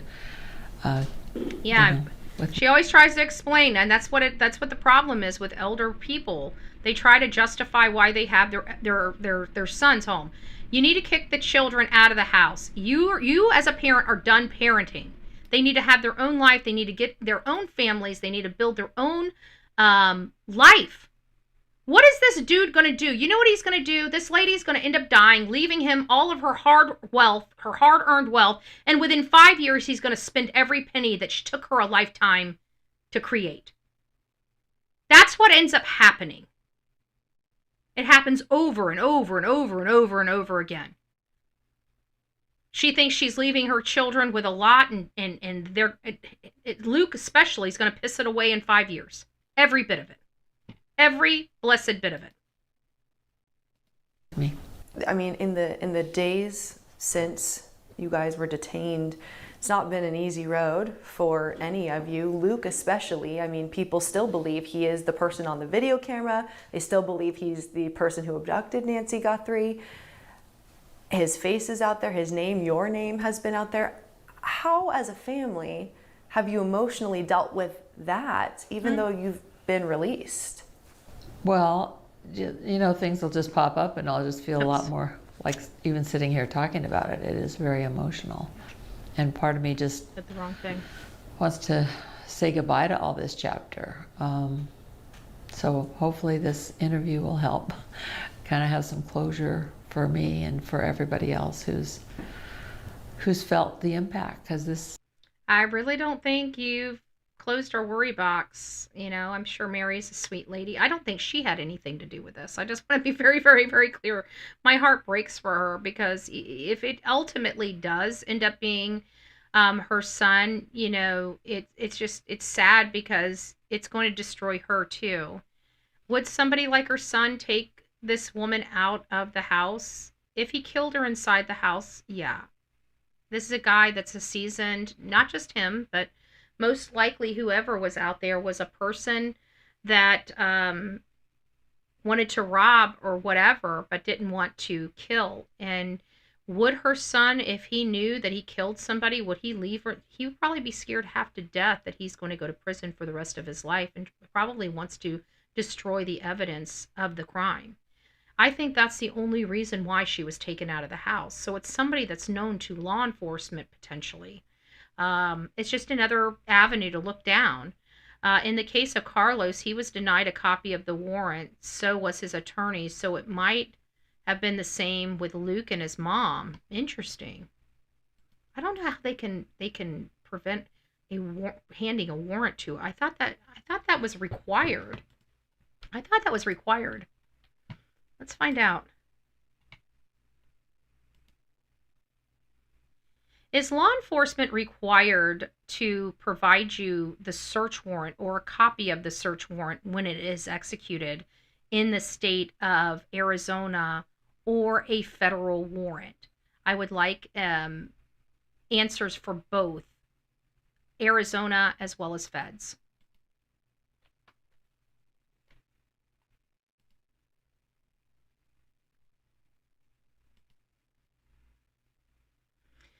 Yes, the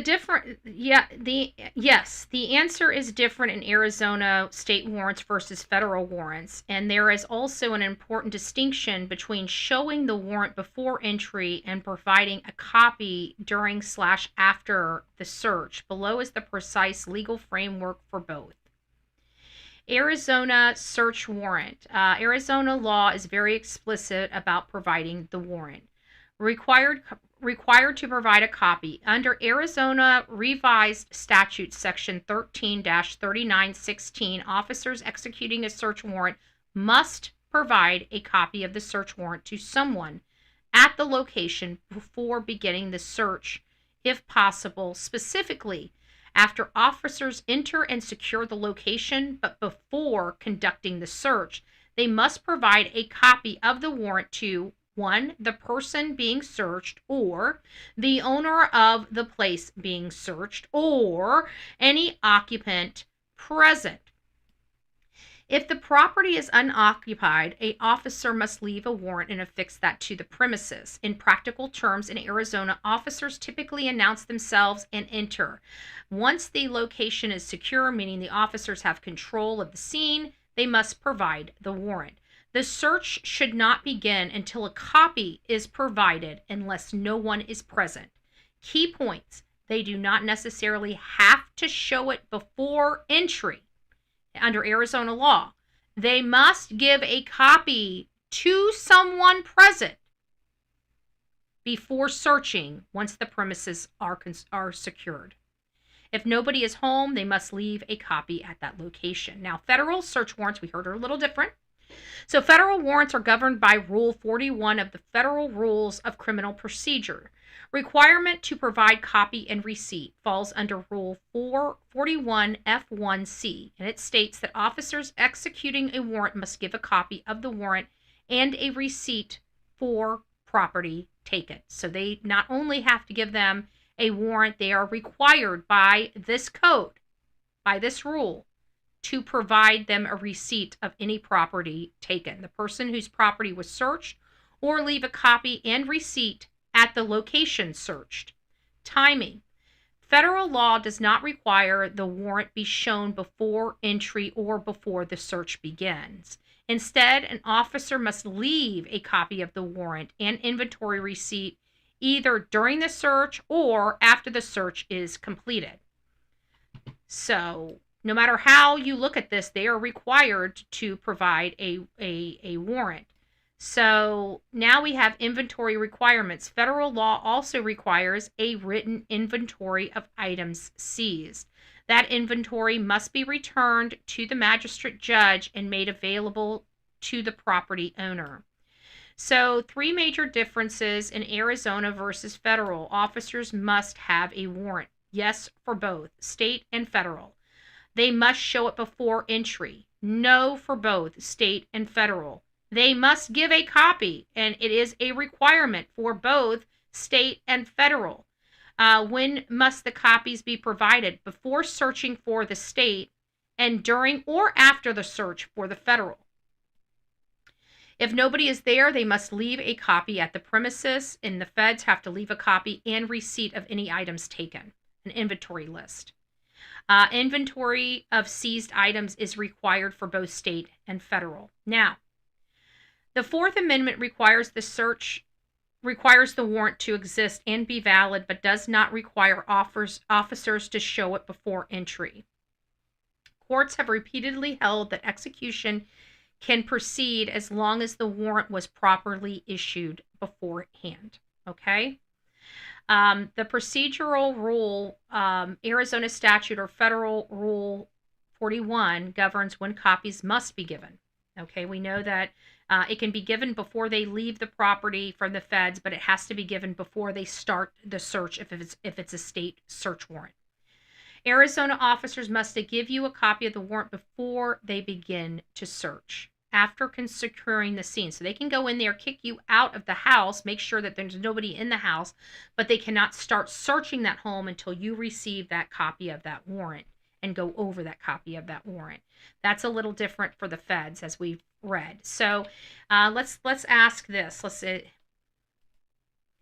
is there any instances whether providing that warrant might show their hand to the public of what they're looking for? Is there a rule or some type of court order they can get to withhold the search warrant from the individuals, either at the state level or the federal level, and break down them both like you did above?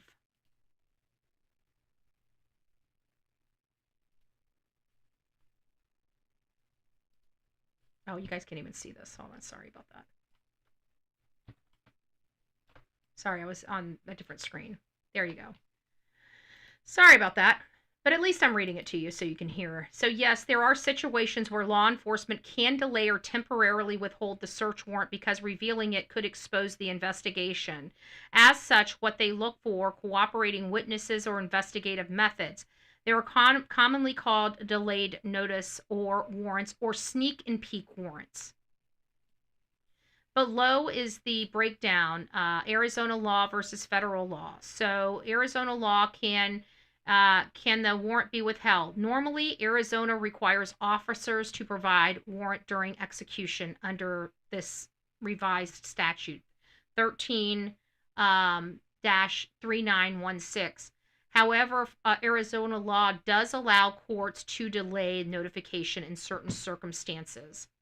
So a judge may authorize the delayed notice if revealing the warrant immediately would likely endanger somebody's safety, lead to the destruction of evidence, cause a suspect to flee, compromise ongoing investigation, or reveal confidential informants or undercover operations.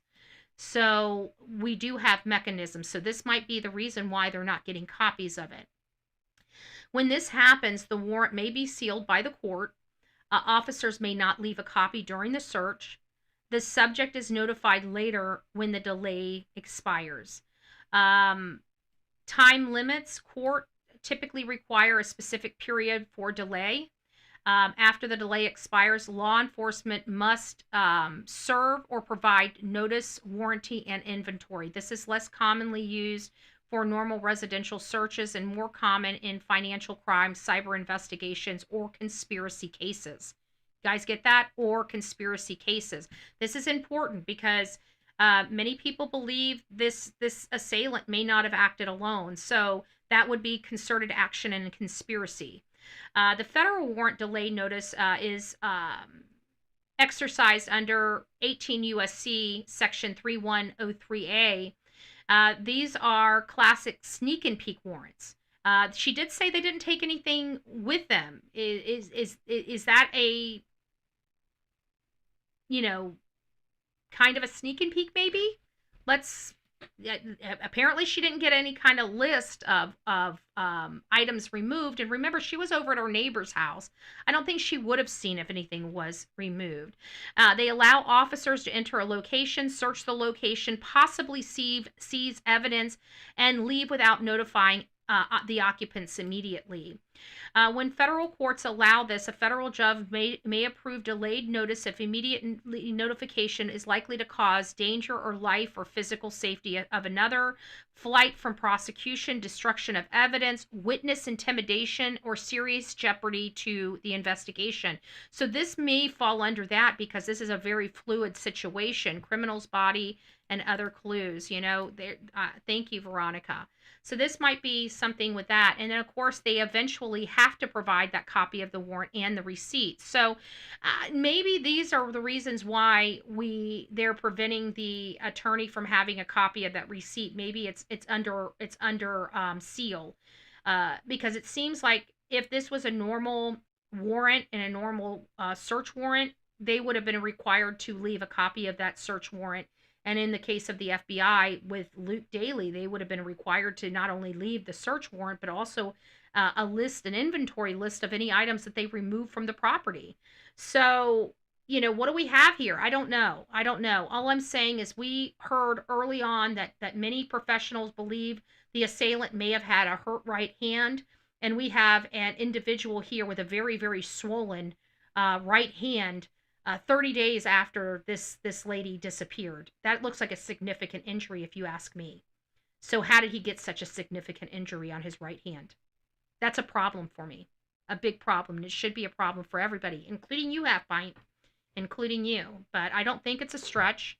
I think if you listen to the whole show, I think you will see my perspective a lot clearer, and you'll realize this really isn't that much of a stretch. But I don't think Luke Daly is out of the woodworks yet. I think he's trying to be much like Carlos. I don't think Carlos had anything to do with it. I think he was wrapped up into a data. But I always thought that this was data driven. And I even said I think they're following a data point. And it led them to Luke's home. But I could be wrong. Again, none of us really know what's going on behind the scenes. We are all speculating. The only true facts that we have available to us right now is very simple timeline, and that's it. That's all we have. Okay, we know that Nancy Guthrie took an Uber and went over to her daughter's house. We were told that they had dinner, played games. Sounds like it's something they do very often, by the way. Okay, I'm just going to let you know. This sounds like a regular event for the Guthrie and the Cioni household to have grandma over. Okay. We know that Tommaso drove her home and walked her inside the house, walked out, lowered the garage, left the property. Now, everything seemed to be normal here in Nancy's house until about 1:47 when we learned that a camera was knocked offline. We don't know what camera that was. That could have very well been that floodlight, because I truly believe the motion detected and picked up on this camera at 2:12 was him outside that front door. But I could be wrong, because we were originally told that at 1:47 it was the front door camera that was. No, I don't believe that, because if it was the front door camera that was being that was detached or went offline, we would have never gotten the photos or the images that we got. So at 2:12 we hear of another motion detector, and by 2:28 her pacemaker stops communicating with her iPhone or Apple Watch app.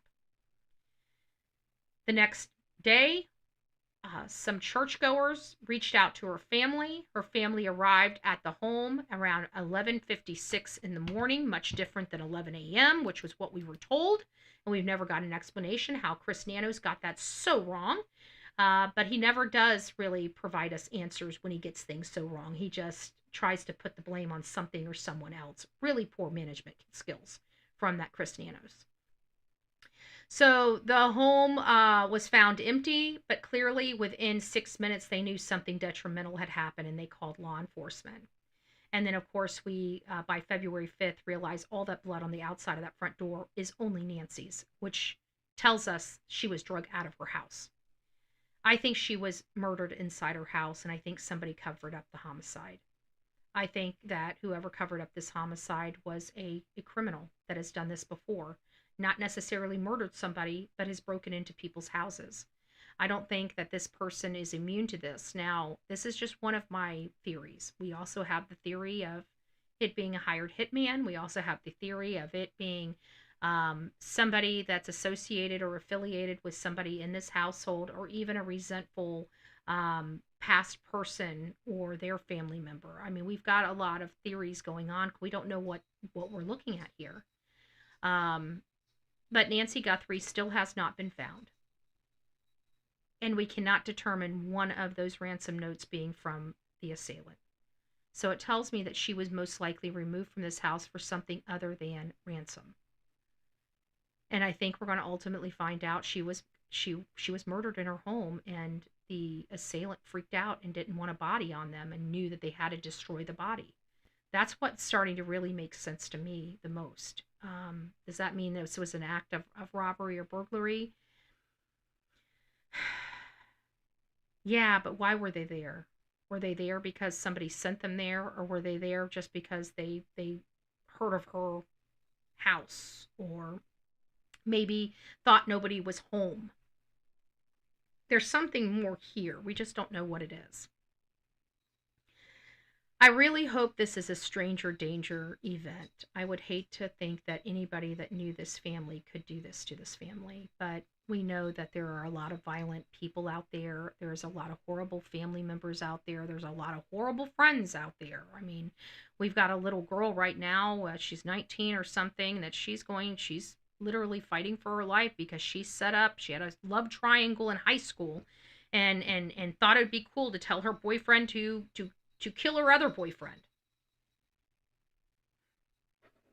It's the people sometimes you love the most that can hurt you the absolute most.